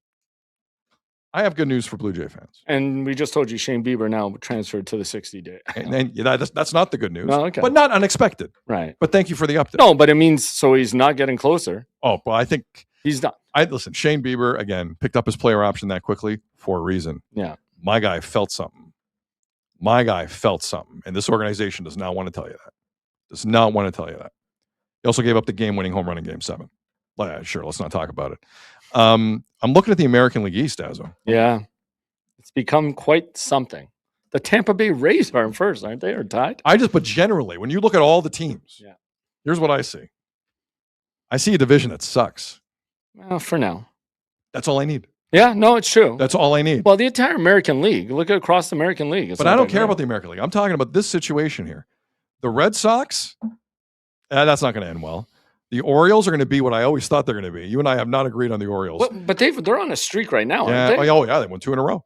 No, I think they've won like 5 of their last 6 or 4 of their last 5. Sure, they're playing great. All right, settle down. The Yankees have lost 5 straight. Like the Mets. The Yankees and Mets have lost Judge 5 isn't hitting straight. for the Yankees. And the Yankees still haven't gotten... He had a home run yesterday. Yeah. But, I mean, through this losing streak. And the Yankees are still without Garrett Cole and Anthony... I can't think of his name. They're pitching. Garrett Cole and I forget. Oh, Anthony Rendon. Carlos Rendon. Carlos Rendon. Sorry, Carlos Rendon. Anthony Rendon's the guy who never played who never wants to Anaheim. play. Yeah, you're right. Sorry, Carlos Rendon. Yeah. So, and by the way, the run differential for Tampa, who's atop the division, -10. Yeah. The AL East is bad. Okay, you want to go It's run bad. differential? Because I remember Alex Anthopoulos always telling Blair and Barker that, how do you decide if your team's close, if you're a buyer or you're a seller at the deadline? And he always said, you look at run differential. Jays right now, second worst in the entire major leagues, -25. You know who the worst team is? The White Sox. The White Sox. Who they just made a trade with. Hey, they're like, we need your player. Yes, -30. And there's only one other team in the 20s as well, -21. I can't remember. Listen, I'm not ripping on the Jays for picking up this Lennon Sosa guy. Bodies are welcome. So he did have 20. So he apparently looks like he hits in. I was just trying to look at some stuff. Hits in the middle of the order for the White Sox, either 4th or 5th. He did have 22 home runs last year. He also had 127 strikeouts on a garbage team that was going nowhere. Yeah. I'm so, like, but let me ask you this. You follow baseball as much as anyone. Do you take stock in bad team stats? Does bad team stats mean something to you? I mean, they're calling it a breakout year for him last year. So yeah, you have to though. Listen, it's worth a shot. Are the Jays a good team right now? It's worth a shot. The Jays picking up this infielder from the White Sox thing. I'm all for it. It's just for a team we kept hearing so deep. Like, again, who's their backup? Who's their cleanup? Who's their leadoff hitter now that Springer's gone? Who's this? And to be fair, like Jesus Sanchez has looked great. I think he's great. I like him in the everyday lineup. Like I give him a shot and let him run with it. He's been fine. Brendan Valenzuela, he's looked good to me too. I think he's still learning on the fly here, but I mean, he's been pretty impressive to me. Looks like a ball player. He looks like a ball player. It's a great way to put it. John Gallagher in the chat. The Yankees lose. They've lost 5 straight. Thank you very much. Yeah. But they're a team who needs to get a little bit healthier too. And Jess Chisholm, did you see that play on the weekend where he didn't tag the guy and he didn't know the rule? It was weird. Chad Chisholm, the second baseman for the Yankees, could have had a tag out, throw it to first, double play to or keep the game tied. Yeah. And after the game, he's like, if I throw to first and then they go to second on the tag, is he out at home? And Trent Grisham has to go, no, if he scores first, he's safe. And he's like, oh, as he's putting on an earring. The Jazz Chisholm clip is wild. It is. If we didn't have all this stuff today, I'd have pulled it. It is wild. Again, for a team that doesn't know like the fundamental rules of baseball, is kind of crazy to me at the major league level. But that's an Aaron Boone team. Aaron Boone does not hold anyone to account on that team. But apparently it's the same way throughout their minor league system. Didi Gregorius told us that last year. For sure. He said the minors, they never focus on those fundamentals, which is kind of insane. But yeah, the fact that the entire American League is a mess, like... The Jays are not in a bad spot in the standings. I know this feels weird. I know the injuries are piling up. I know a lot of Jays fans are like, I don't know where this is going. Understand through 2 weeks and change, it hasn't gone anywhere because no one's running away with a damn thing in that division. Minnesota and Cleveland are at the top of the entire American League with 9-7. Minnesota's not that good. They're not good at all. But what scared me about that is, like I mentioned earlier, they stacked their lineup with left-handed hitters, and it cost the Jays. Like the Jays can't pitch around that. It did.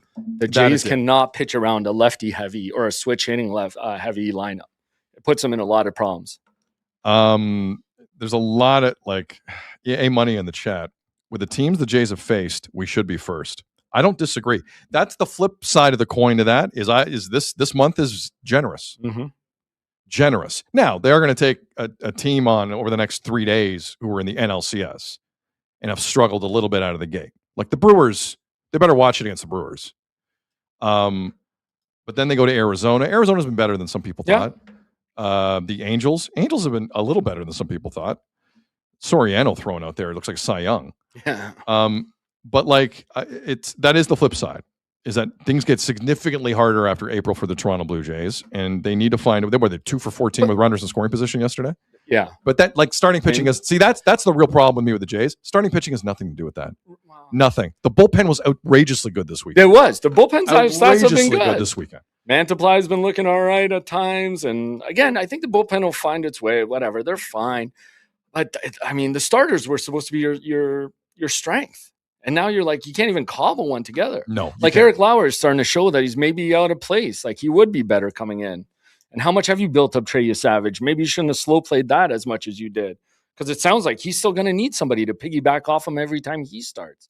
Because I think he's only at 50, not even 60 pitches. No, you're right. You're right. Sean in the Yukon writes, it's going to make all the division opponents in those series way more important. That's a good point. It's true. Yeah. That's how they won it last year, right? We haven't seen it yet. Yeah. No, but listen, I think that's also a positive for the Jays. Those series will be all of it. That's going to be the whole kit and caboodle. Yeah. Like, with all due respect to Minnesota and some of these stranger teams coming through. The Jays are only 2 games out of a wild card spot. Come on. Look at this. Look at this positive show we were part of today. Who am I? Look at us. Oh, man. Who am I? Anyway. All right, so the Jays are off today. They start a 3-gamer tomorrow in Milwaukee, and the starters lined up are Gausman, Cease, and Patrick Corbin. Tuesday night, Wednesday night, Thursday afternoon. More curious what the lineup's going to look like. Is Ernie going to keep hitting leadoff? And Varsho came around this weekend too. He's hitting the ball a lot better. But let's give him a shout out. I like settling Ernie into the leadoff spot. Okay. Are you okay with that? Yeah. Like, what else are you going to do? Yeah. Sometimes he swings first pitches, which some of the guys like Vladdy might not like after him. You're going to throw Lennon Sosa in there right away? Yeah, well, no. And why do they keep picking up infielders? Like, I don't know. It's weird. This is like the second infielder they've picked up since the beginning of the season. Yeah, last time I checked, the injuries haven't been happening in the infield. Yeah.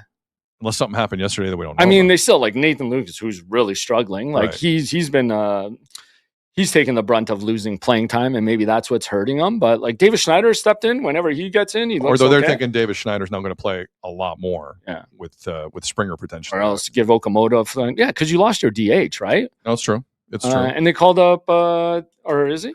Eloy Jimenez? He's up, right? Did they call him up? Oh, see, so one thing, Eloy Jimenez is up. They called him up yesterday. Yes. And so to Ben Nicholson Smith, I saw him with this Sosa kid. Like, he's out of options, so he's joining the team at the major league level. Okay. So he'll be right in. That's there. good and bad. Yeah. No, it's true. That's good and bad. 1.44 WAR, like not bad. I don't know. Sean in the Yukon, Andres Jimenez in the leadoff spot. How does that sound, Ezzo? Yeah, I don't mind that. Why not give it a shot? You're the lineup doctor. I mean, it is kind of weird to just call a guy up and throw him right in your leadoff spot. I don't think a true contending team does that. Well, but when you're out of options, you know what's funny to me about this Sosa kid? Like, it does state that they're looking for a guy with power. And now all of a sudden, since your rotation fell apart, all of a sudden they want to be that power team. Yeah, that's true.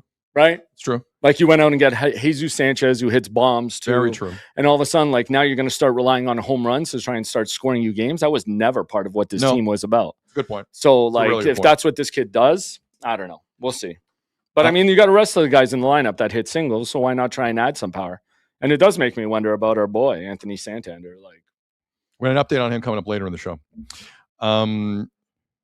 One more baseball. There are more pitchers. Yeah, so it says Stroman. Go get Stroman. You still have free agent. Yeah, I think the Atkins Shapiro regime. I think so. They've been through the Marcus Stroman experience. Luis Giolito's out there too. Why is he still out there? That's a great question. My God. And why did they sign Corbin over him? Maybe he's looking for more money? Maybe. Well, listen, at this point, yes. Yeah. Probably. And the Jays are like, yeah, we're not doing that. We're not doing that at all. But again, even if you put Max again with his forearm, you're going to have Barrios come up and pitch with a fractured, what is it? Yeah, like a stress fracture in his arm. And hopefully there's no bruising out of nowhere that shows up. You know what? Maybe with some more strain, that's what happened. But, oh, man. But this is why the Santander contract to me is one of the dumbest things the Blue Jays have done in a very long time. It was a panicky move on a guy who was not in shape because you were last place, And quite frankly, Ross Atkins was worried for his job. And they signed a guy who was not ready, was not committed. He did not want to sign here. Anytime a player waits that late in the game in off-season action to sign with you, he does not want to be with your team. He does not. And the Jays threw $90 million at him because Ross was panicking. And he was not a fit in any way, shape, or form. That will be their Chris Tanev albatross. That will be the Chris Tanev albatross for the Jays organization. For years, we said how this team did need a banger in the middle of the lineup, somebody in that hot slot. But he could do nothing else. But he could do nothing else for you. Right. That was the issue. But that's what I'm saying. The whole time we heard trust the process. They're more about run prevention, singles, this and that. And then it was in the last year of his contract, coming up to a year where he went out and signed that banger because they realized, hey, maybe we do need a few home runs in the lineup. You need somebody who can at least impose that threat. And everybody said Santander was the best guy on the market. So I don't know. There's a lot of people looking at Lenyn Sosa, who the Jays just picked up from the White Sox in his numbers last year. It was 75 RBI as well. Yeah. And they're like, yeah. Guys. But 130 strikeouts. Guys. And he can't field. Yeah. Everyone is aware what the Jays' identity is. And that's why. Well, what they told. Yeah. But we've seen it. We've seen it. And that's why Anthony Santander does not fit in this team. Because if you're going to be a Blue Jay, you got to do several things. It can't be the one thing unless you're a pitcher. Right? You have to play some defense. You have to be able not to do stupid things on the base paths. You gotta have a little speed. You gotta have contact. You gotta go station to station. You gotta be able to take what the defense gives you. Like that to me, correct me if I'm wrong, Azzo. I think that's Jays baseball. Of course. I think that's their identity. That's what got them through last year. If you have guys who do one thing, and if they cannot do the one thing, and right now the one thing is pick up a bat if you're Anthony Santander. if you have people who can't do the one thing, you do not fit into this culture. You do not. So this Lenyn Sosa, I don't know if he can fit into the culture, but it's a desperate move by a desperate organization. Again, for some power too. And I'm scared at that. I'm a little scared at what they just did. So and isn't that what they did with? But again, how many times are we going to see this? Jesus Sanchez was the same thing after we found out about Santander. Corbin was after we found out none of those guys are close, and Ponce went down. It's one move after another, which again for a team we kept hearing is so deep. I said this was start the year. Maybe they have the best 1 to 9 order, and these guys they rely so much on matchups. Well, now with all these guys hurt, you're starting to lose matchups, and guys are going to be forced into not the best matchups for them. So let's get down to the stats because there's a lot of people referencing Lenyn Sosa, the newest Blue Jays stats from last year. You want to talk about stats this year? Yeah, I'll give you stats this year. Bad start of the year. So in 33 at bats, no home runs, hitting .212.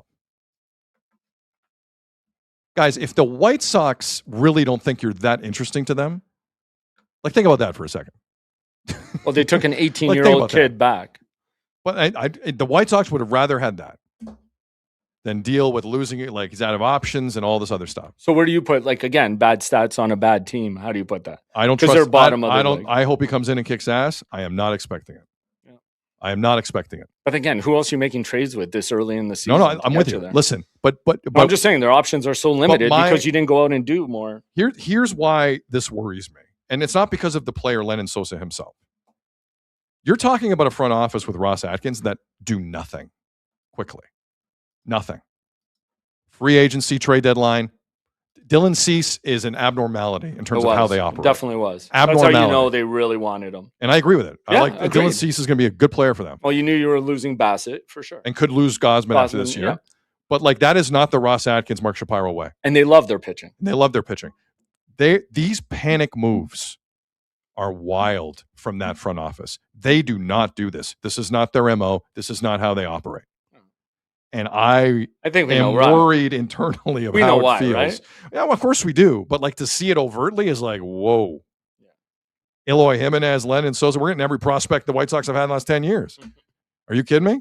No. Or taking money off teams just for younger prospects. Yeah, that's a move too. Right? That's what they did with Jesus Sanchez to do this. And then they save money on a guy like Corbin, who, maybe can get them through. But again, Minnesota's not the strongest lineup, but we'll see how he faces against other guys. Kira in the chat. Baseball, especially in the American League East, is a panic-driven sport. A little bit. You think? Sometimes. I don't see that. I don't see the Yankees haven't made a good move in years. To your point, this front office doesn't do that. All they kept telling us was trust the process. That's true. Trust the process. That's true. So where's the process and where's the depth in the minor league system? All I heard was who was David Schneider? He was battling for that final roster spot with that Kasevich kid or whatever. And he might have made it. Like, but now you went out and got 2 other infielders over that guy. So Yeah. do you not trust that guy anymore? Like, I mean, again, this is a move for power, obviously, because this guy hit 22 bombs last year. They hope. They hope. I don't know. I got some news though on a move the Jays didn't make that's working out fine for them. Do you know where I'm going with this? Stop it. Yes, I do. All right, so Was he used to play shortstop, then played second, now plays third base? I just feel like Jays fans need a little pick me up, and I'm not here to Schadenfreude anyone, but I was not his biggest fan on the way out, and it's Bashette. Now, the Yankees have also the Yankees. Pardon me. The Mets have lost 5 straight games. However, Bashette is starting to offensively come out of it a bit. Bo has hits in 6 of his last 7 games for the Mets. So that's good, considering he's making $40+ million this season, close to 50. But some tweets have come out in terms of his statistics over the last couple of days that are interesting. First is from Michael Barron, who covers the Mets, and he writes the following. Bo Bashette last season struck out 91 times in 139 regular season games. He is on pace this season to strike out 192 times over 162 games. So he's on pace to go from 91 strikeouts last year to 192 this year for the Mets. And we all knew this would happen with Bo and the panic, and because he struck out 19 times in 16 games. That's the pace he's on. Bo is flailing at the plate. But to me, that's not the biggest issue. Article from Pat Ragazzo, who covers the Mets for Sports Illustrated. And he wrote an article where he looked at Bachette's speed after he hurt his knee last year. Now, anyone who watched the postseason, especially in the World Series when Bo Bashette came back, knew full well that guy needed a tire change. Yeah. He was trying his best. I'll give Bo credit. But I also believe in a World Series, a guy with a bad knee that you know about is not helping you completely. Well, if they didn't make it to the World Series, we would have never seen him again last year. Yeah, we wouldn't have. Right? Like, he couldn't come back. There was always maybe it was the first round he'd be out for, maybe, and he just never could come back. And even when he was out there, it was so gingerly moving around. Money in the chat goes, Bashette would be a great fit behind Vladdy playing second base. Well, hear me out and then see if you have the same opinion. So, according to Baseball Savant, Bo Bachette's sprint speed is down to 25.4 feet per second this season. During the regular season last year, it was 26.1. So it's gone down from 26.1 to 25.4 last year in the regular season. That was before he injured his knee. Okay? Mm-hmm. Upon returning for the World Series, Bachette's speed was 24 feet per second. And he averaged base to base 23.2. So that was in the World Series last year, 23.2. Yeah. Which, again, we knew he wasn't looking, right? Right. But his speed this year at 25.4, keep in mind, Giancarlo Stanton's sprint speed is 23.8. Giancarlo Stanton's knees, both knees, no longer have cartilage. They're filled with Nutella. He can barely move. Giancarlo Stanton. And what this article and the stats say is Bo Bashette is moving around the way Giancarlo Stanton is moving around. Guys, under no circumstances, and I haven't seen it a ton, but if there's anyone out there thinking the Bo Bashette move is really hurting us now, get it out of your head. The Blue Jays 100% did the right thing, capping their commitment to this guy off that injury. 100%.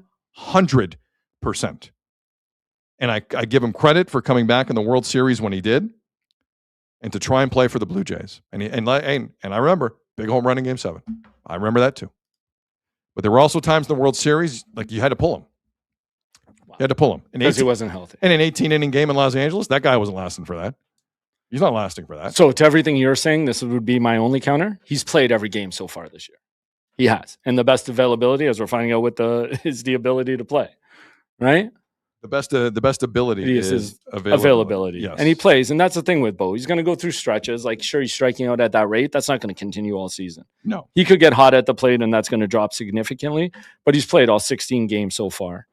He does. That was the thing about Bo, though, is he's out there every single day, no matter what. Well, if this keeps up with the strikeouts and the running, Like, I don't know how he plays a good chunk. Like, it's just look. The worst thing that happened to Bo was New York. Yeah, If he's I was going to bring. if he's doing this in Milwaukee, if he's doing this in Minnesota, it's good luck getting out from under that spotlight. Good luck, but you can't say no to the money. No, but he was also in a frame of mind. I never understood it. He was like, "Yeah, I'll succeed with a little pressure in either Philly or New York." Bo never seemed like the sharpest knife in the drawer to me. I'm sorry. Like either of those markets he was looking at, he's going to get buried if he doesn't show up. No. And the whole kind of light media touch that Toronto gave him all the time, so that's gone. Who do you put on top of him in the Mets? Like Soto would take more heat than him, right? Like Lindor. Like there's a bunch of guys who also take the heat with him. Of course, but Soto's hurt too, though. Yeah. Like now the media have no one else to go after, really. Who are they going to go after? Marcus Semien? Yeah. Who are they going to go after? They're going after the $48 million guy, whatever he's making. Anyway, did that make you feel any better? How Bo Bachette's not worth the money he's making, or no? Because that's my only point. No. Okay. Sorry, but thank you for trying. No, because we wouldn't have paid him that, so whatever. He is grossly overpaid, right, like disgustingly overpaid. Fair enough. So, like, I don't know. And honestly, he went to the right place because that's what New York does: is spend that money, and they kind of deserve it. Yeah, no, like I don't care. There's not a culture problem there, but there's something wrong with them over there. They just think they can throw money, and they haven't learned that sometimes it doesn't fix all their problems. Well, maybe Steve Cohen will learn that one. Maybe when the salary cap comes in 2 seasons from now, after we lose baseball next year. Okay, we got 15 minutes here, Azza. I know. Any other Jay stuff? Or are you good?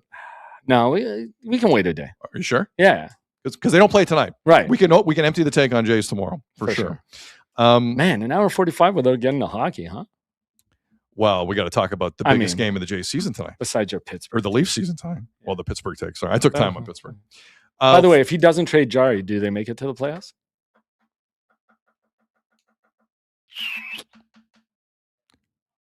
Probably. I think they make the playoffs with Jari. You do, huh? Yeah, they got Malkin and Crosby. Yeah. Okay. Fair enough. That's the question. And Carlson has looked better. I'll give Dubas Carlson has looked better. I'll say they still got better than his Norris. They might be scraping in. They might be having like a Philadelphia Columbus routine going on now. Yeah. But I still say Pittsburgh gets in. That's the one point I didn't throw in on Pittsburgh. Well, let me ask you something. Tonight's the final home game of the Toronto Maple Leafs season. They take on the Dallas Stars. Yeah. They got one more game Wednesday in Ottawa. This is all coming to an end for the Leafs. The Leafs right now own the 5th worst record in the National Hockey League. 5th worst. By the way, David Alter of the Hockey News has a great tweet out. There is a way between Leaf losses and Calgary and Rangers wins that the Leafs could get to 3rd worst overall. Really? And if they get to 3rd worst overall, because you cannot drop more than 2 slots in the NHL draft lottery, if the Leafs get to 3rd worst, they are keeping the pick. It's cemented. They're keeping the pick. But they have to get to 3rd worst. It's too bad they didn't think about that beforehand, huh? Oh, that's a good organization. By the way, it's picture day for the Leafs today. Oh, boy. I'm not making that up. It's team picture day today at Scotiabank Arena. Great timing. Mentors trip, great timing. Team picture day. Why wait till the end of the year? You got to do picture day in the first week. No. Picture day first week. In school, when was picture day? It was in September, right? Yeah. It was never at the end of the year when everyone's just haggard. So the captain won't be in the picture? It's a pretty good point. Austin Matthews. No, I have a feeling Austin Matthews won't be flying up from Arizona. Yeah, me neither. I have a sneaking suspicion. We'll see. I mean, but if I had a chance to take my picture with Matthias Michelli, I would have to. So picture day for the Leafs, and they're trying to get in the bottom 5 here or improve their odds for the bottom 5. Morgan Riley spoke to The Athletic last week. We went through the quotes with you. Morgan Riley spoke to the media today with cameras present. And this is what he said about playing in Toronto. Morgan Riley has 4 more years left on his contract after this season, 2 years full no trade, 2 years after that partial no trade. Morgan said, quote, "It's an outstanding place to play and a great place to live. This organization means a lot to a lot of people. And so to be a part of it, it's an honor. And I don't believe that that's lost on anyone here." He was then asked about the speculation tonight could be his final home game as a member of the Toronto Maple Leafs. Morgan Riley said this: "It's crossed my mind before. All athletes, have that at some point. They think about that. And tonight, no different than that." Craig Berube was then asked what it means for Morgan Riley to be a Leaf. Craig said, quote, "Everything. I don't think he could think about playing anywhere else." Morgan Riley, as Azzo pointed out to me earlier, will play in regular season game with the Leafs 950 this evening. All in told, he's played 1,019 games with the Leafs, including playoffs. Tonight will be 1,020. Azzo, I don't know what the future is going to have in store here because, as we've talked about a lot on this show, Morgan Rielly has a lot of control. Yeah. And if Morgan Rielly does not want to waive a collectively bargained clause in his contract, he doesn't have to. Neither does William Nylander. No one does. I don't say that enough on this show. He doesn't have to do a thing for the organization if he wants to stay. What the organization does is up to them. But Morgan Rielly doesn't have to waive anything. Do you think, in what has been the strangest home schedule I've ever seen for the Toronto Maple Leafs, do you think the highlight of the season in a weird way happens tonight, where he gets, after being booed off the ice constantly as a unit, and he's been a part of that, a big part of that? Do you think there's a moment here this evening between Morgan Rielly and the fans? Do you think something happens here where everyone realizes maybe this could be it? Or is there way too many balls up in the air where that's not a possibility? I think there's too many balls in the air, and it depends on how he plays. Well, I think it's irrelevant. I think sucking tonight's the best thing he could do for the organization, much like he did Saturday. But then team, I don't know. Because then the team looks at him, and this is why you want to get rid of him. Like if he sucks that badly, trips over himself, or does something, right? Just leads to the point where we need this guy out of town from the fans. I don't know. I hope they do, because he has been a long stay here. He's always spoken his mind. They've always paraded him out there to take some of the tough questions. So I think there should be that moment. And the only good thing comes from this is that he says he's actually considering it now, without even the team ever going to him to try and discuss it. Can I be honest with you? Yeah. I don't think he's that serious about it. I think but at least he's saying he's thinking about it, because the organization's never approached him about it. Again, once again, the Leafs put someone in a really awkward spot. Yeah. Somebody at the trade deadline should have had a conversation with Morgan. Right. That's what I'm saying. But they didn't. But there's no plan. There's no leadership. There's no sense in the organization. So no one had it. No one had it. So now he's telling people, this is the second time we've heard this quote from him. Like, yeah, now I've started to think about it. So maybe he can start wrapping his brain around it, and maybe he does, for some reason, change his mind and want to do something. But yeah, to your point exactly, nobody has started even this conversation with him until the press and all that comes up, and this last game here. Now he says he's starting to think about it. Maybe that's a good thing. I don't know, but at least it's up in the air now, because it seemed like it was being avoided like the plague to have that awkward conversation with him. I just think in a year where like Mitch Marner was applauded coming back, I have no idea what to expect from anyone in that building going forward. I have no clue what the headspace is like. I mean, this was a team the home game they had. They were getting booed off the ice, right? For some weird reason. I just don't know what's going on. Like, people are showing up. Yeah. Like, I don't know what's going on down in the building. Like, I think in any other market, if you cared this much about a team, you'd be sending a message. No one's sending a message. No one's trying to send anyone a message. For some people, I think it might be their only chance to get tickets, so and go. Well, and that's what MLSC will always have going for them. Yeah. You do not have to be scared of that. And until that changes? Not if it's a consistently bad product. Joe Bowen's final home game tonight. Shoot, that's right. Long career. Yeah. Long career for Joe Bowen. Shout out to Joe Bowen. And Scott Oak, by the way. We didn't mention Scott Oak. No, we didn't last week. That was my bad, because I think that was one of the days you were away. Scott Oak signed off. Wow. I like people like Scott Oak. I'm glad they ran the montages of how good Scott Oak was when he was a kid too, and how long he's been doing it. Yeah, but like Vanier Cups, at Skydome, you know what I mean? Like for classic stuff. Olympics, Karen Lee Gardner, like great stuff with Scott Oak. Like just reducing him to the Snoop Dogg clip is unfair. Yeah, that's true. It's I so thought true. that bell was rung a bit too much for me. True. He's had a hell of a career, Scott Oak. So. All right, so that was the Morgan Rielly thing. Do you want to talk about Friedge's reports Saturday in the second intermission? Sure. So there was nothing tangible really about the game Saturday other than the Leafs are so bad. They lost to a Florida team missing 12 players. And Craig Berube pulled the goalie twice, essentially. Twice. The tank bull. Twice. Yeah. Don't change the lineup. I've been on this the wrong way. Let Domi and Nylander and Tavares cherry pick till they're blue in the face. They're losing the next two games. They're going to get exactly what you want. I've been looking at this completely the wrong way. Completely the wrong way. Do not change this lineup. Leave it. It legit is an ethical tank, which is crazy. Yes, by unethical defensive players. Yes. By the way, you know what one of the best teams in the league is this season for faceoffs? Toronto Maple Leafs. Come on. Yep. Really? Yep. I did not know that. Yep. Keep telling me Tavares is helping the team. So Elliot Friedman Saturday basically said the search for a GM in Toronto, and let me preface that. The search for a new leader in Toronto is probably just going to be one person. It's not going to be a president and a GM. So if they bring in like a Sonny Maeda or an inexperienced person in that role, Pelly, here's why I find that really interesting. Pelly can dance away from the I'm not making decisions all he wants. He's in it now. If Keith Pelly hires one person, you broke it, you bought it. This is yours. This is yours because he clearly wants to be in the room. Clearly. If you don't trust a senior management person for that, because the Raptors don't have that setup, it's Bobby Webster into Pelly, Hernandez at TFC into Pelly. He wants one layer between him and the team. That's it. That's how Pelly wants to run MLSE. It's obvious. Could that be coming from the board at all? Where we're just eliminating the president? Look, all I'm saying is that's how the other two teams are working right now. It's so weird, especially after extending Shapiro. Pelly is, but that's a different entity.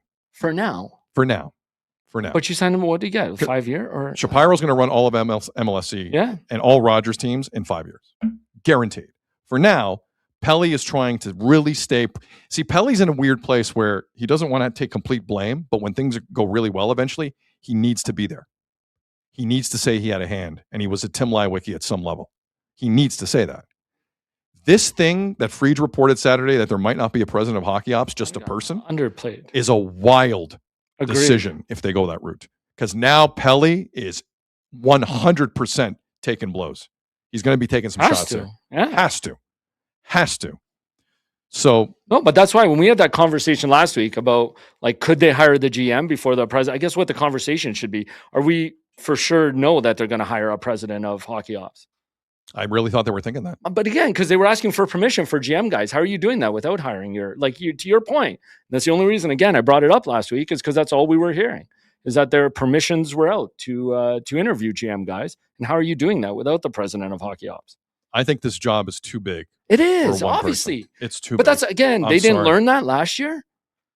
How did they not learn that last year? It's a good question. This past year or this year that we're in. Treliving was this year's felt like forever. He was out of his depth. Treliving was out of his depth. But you can't have that guy going to pitch. He's got enough on his plate, especially if it's somebody who hasn't done the job before. And you're going to have him go up and have to have those conversations with the board or with management and pitch that stuff. I thought that's what they learned is that's too much for one guy, especially for a guy who hasn't done it before. If they bring in a brand new GM with no president of hockey ops over this person with experience, MLSE are asking for it. Yes. This is a very risky move. Very risky move. You think the firm could have sold them on that? You only need one guy. You know what? Thank you for bringing that up. The Neil Glassberg story. Yeah. Well, did the firm sell? Maybe I think my guy could do all of it.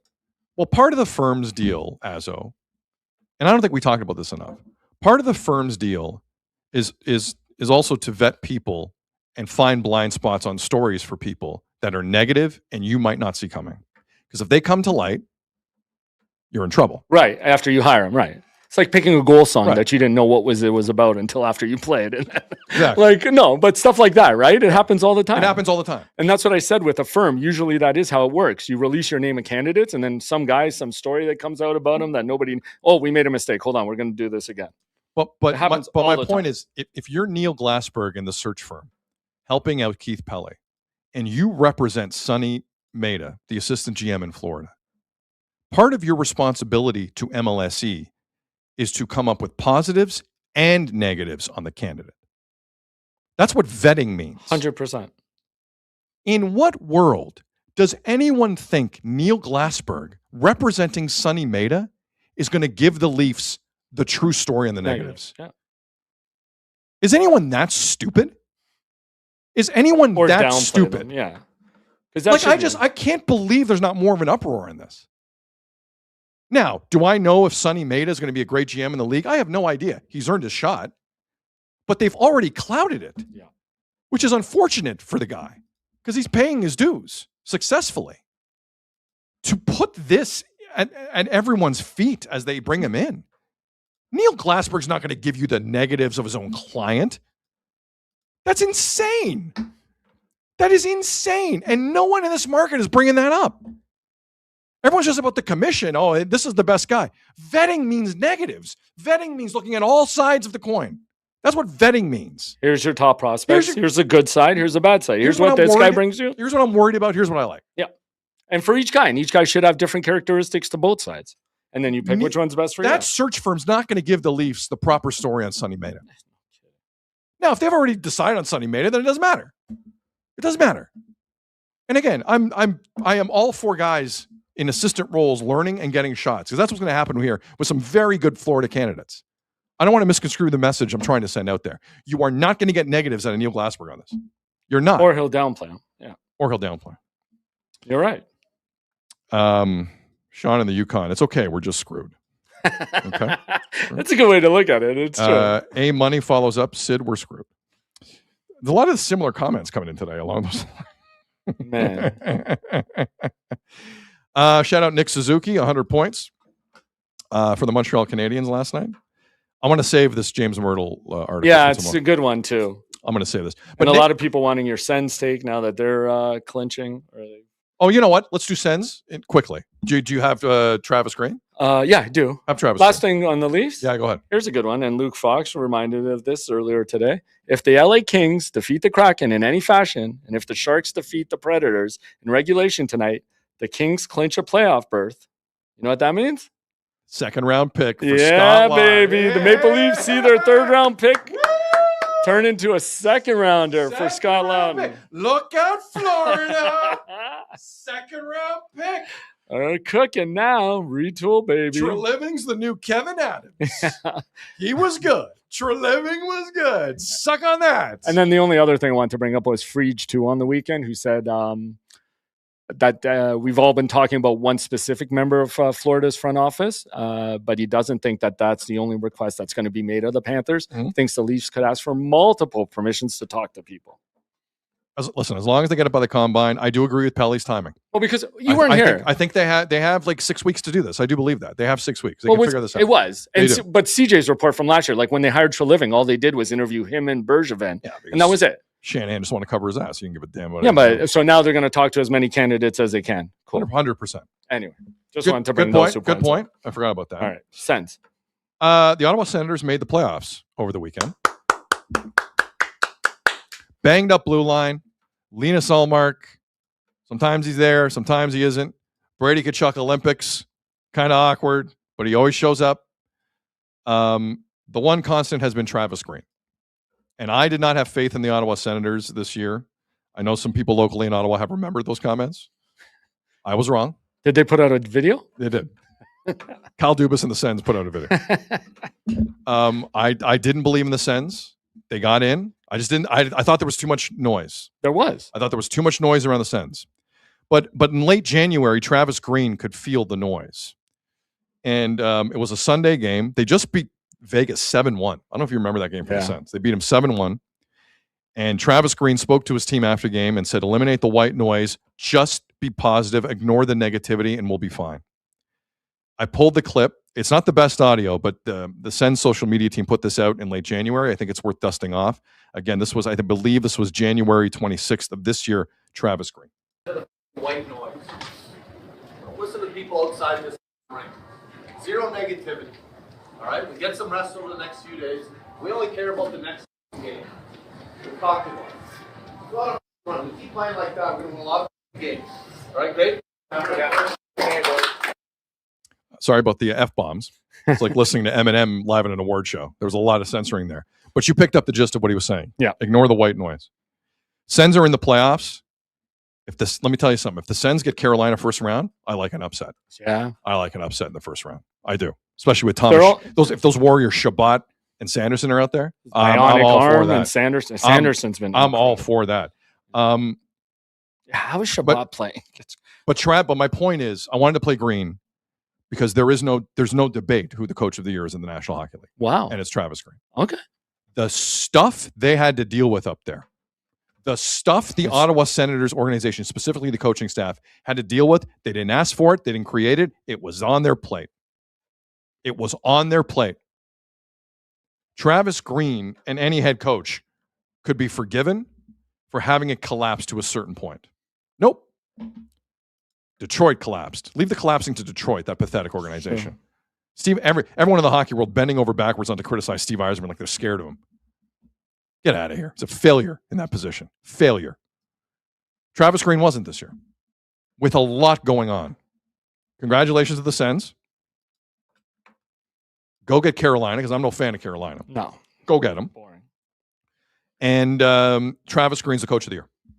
I haven't heard that name yet, and I love it. I don't think it's a debate. I love that take, because I haven't heard that too much. Coach of the year, not even I heard close. Lindy Ruff. I've heard Not John even close. Cooper, because he hasn't won one. Martin All St. great Louis. jobs. None of them had to deal with the garbage. None of them had to deal with the garbage Travis Green had to deal with. I like that a lot. None of them. I haven't heard anybody else say that. I like that. No, appreciate it. Yeah, that's a good take. We try and say things on the show. Yeah. Maybe you haven't. Maybe you hear them somewhere else. Are we going to have to skip the TFC, or you got time for it? Oh, let's do TFC. Yeah, do it quickly. All right, first picture. Mondays are so busy. First picture. To the listening audience, let me describe what I'm seeing here, along with people on X and Twitter, and X and YouTube. X and Twitter are the same thing. I was watching TFC. I was one of the 5 people watching Apple TV Plus over the weekend, watching FC Cincinnati and Toronto FC. So the Apple TV broadcast, which is terrible, by the way. I agree. Terrible. I agree. They missed a red card in this game. They literally missed a Really? red card on FC Cincinnati. They had to go back and find it with a Zapruder film. This is the shot that Apple TV went to right before kickoff. I'm looking at the East stands at BMO Field ahead of TFC and FC Cincinnati. I think if TFC wanted to, they could go up and meet everyone individually, and it would take about 10 minutes. That's how few people are in the stands. And this is a 1 o'clock start. 1 o'clock Eastern. The Jays were at 3 in Toronto that day. Yep. That's not the heaviest traffic day around BMO Field. That's not the heaviest traffic moment around BMO. I know that area a bit. There's no one here. Nobody. So I guess the Josh Sargent signing hasn't taken hold yet. It's a bloody big deal. Doesn't seem like there's much value there. Does this feel like a World Cup's coming to the city right now? Not at all. I'm looking at empty seats right at kickoff. So the other thing I want to point out is Josh Sargent, the largest transfer in MLS soccer history that TFC paid out to Norwich City. This is a chance he had in the second half. A defender came in and made a play. He didn't even get a shot off on this. He is clean. He's almost at the penalty dot, Josh Sargent. He had 1 shot in this game, no goals. TFC, up a man, could not win the game. They tied FC Cincinnati 1-1. That is your Toronto FC update. And once again, we are the only show in the city of Toronto today talking Toronto FC. So don't get pissy about it. You're lucky we're talking about you. Part of You're me lucky we're understands talking it. about you. Part of me understands it. Yeah. But good value. Good value. That Josh Sargent. I looked like good Good value. value, out there. Josh Sargent. Goldie Yeah. wasn't even commenting on. It's weird when some people watch soccer, eh? Yeah. It's weird. Any last thoughts, Asa? No. Did you have one more on Alfonso, or will you save that? Let's save it for tomorrow. Okay. We have a bunch of stuff here we didn't get to. The Myrtle stuff is great. I love the Myrtle column. I love it. Okay, my apologies. Our apologies. We're going to talk about Anthony Santander, but we ran out of time. On behalf of Jeff Azzopardi and all the party people out there, and Sick I like Media. what you did there. Thank I you. stole that from the chat earlier. I apologize. I can't give credit. I forgot who it was. I'm Sid. You've been watching and listening to the Sid Seixeiro Show, powered by Sick Media. Enjoy the rest of your day. Let's see what tomorrow brings. Take care. We'll talk soon. And that's a wrap. Hope you don't miss us too much until next time. Follow the Sid Seixeiro Show on YouTube, X, Instagram, Facebook, and wherever you get your podcasts.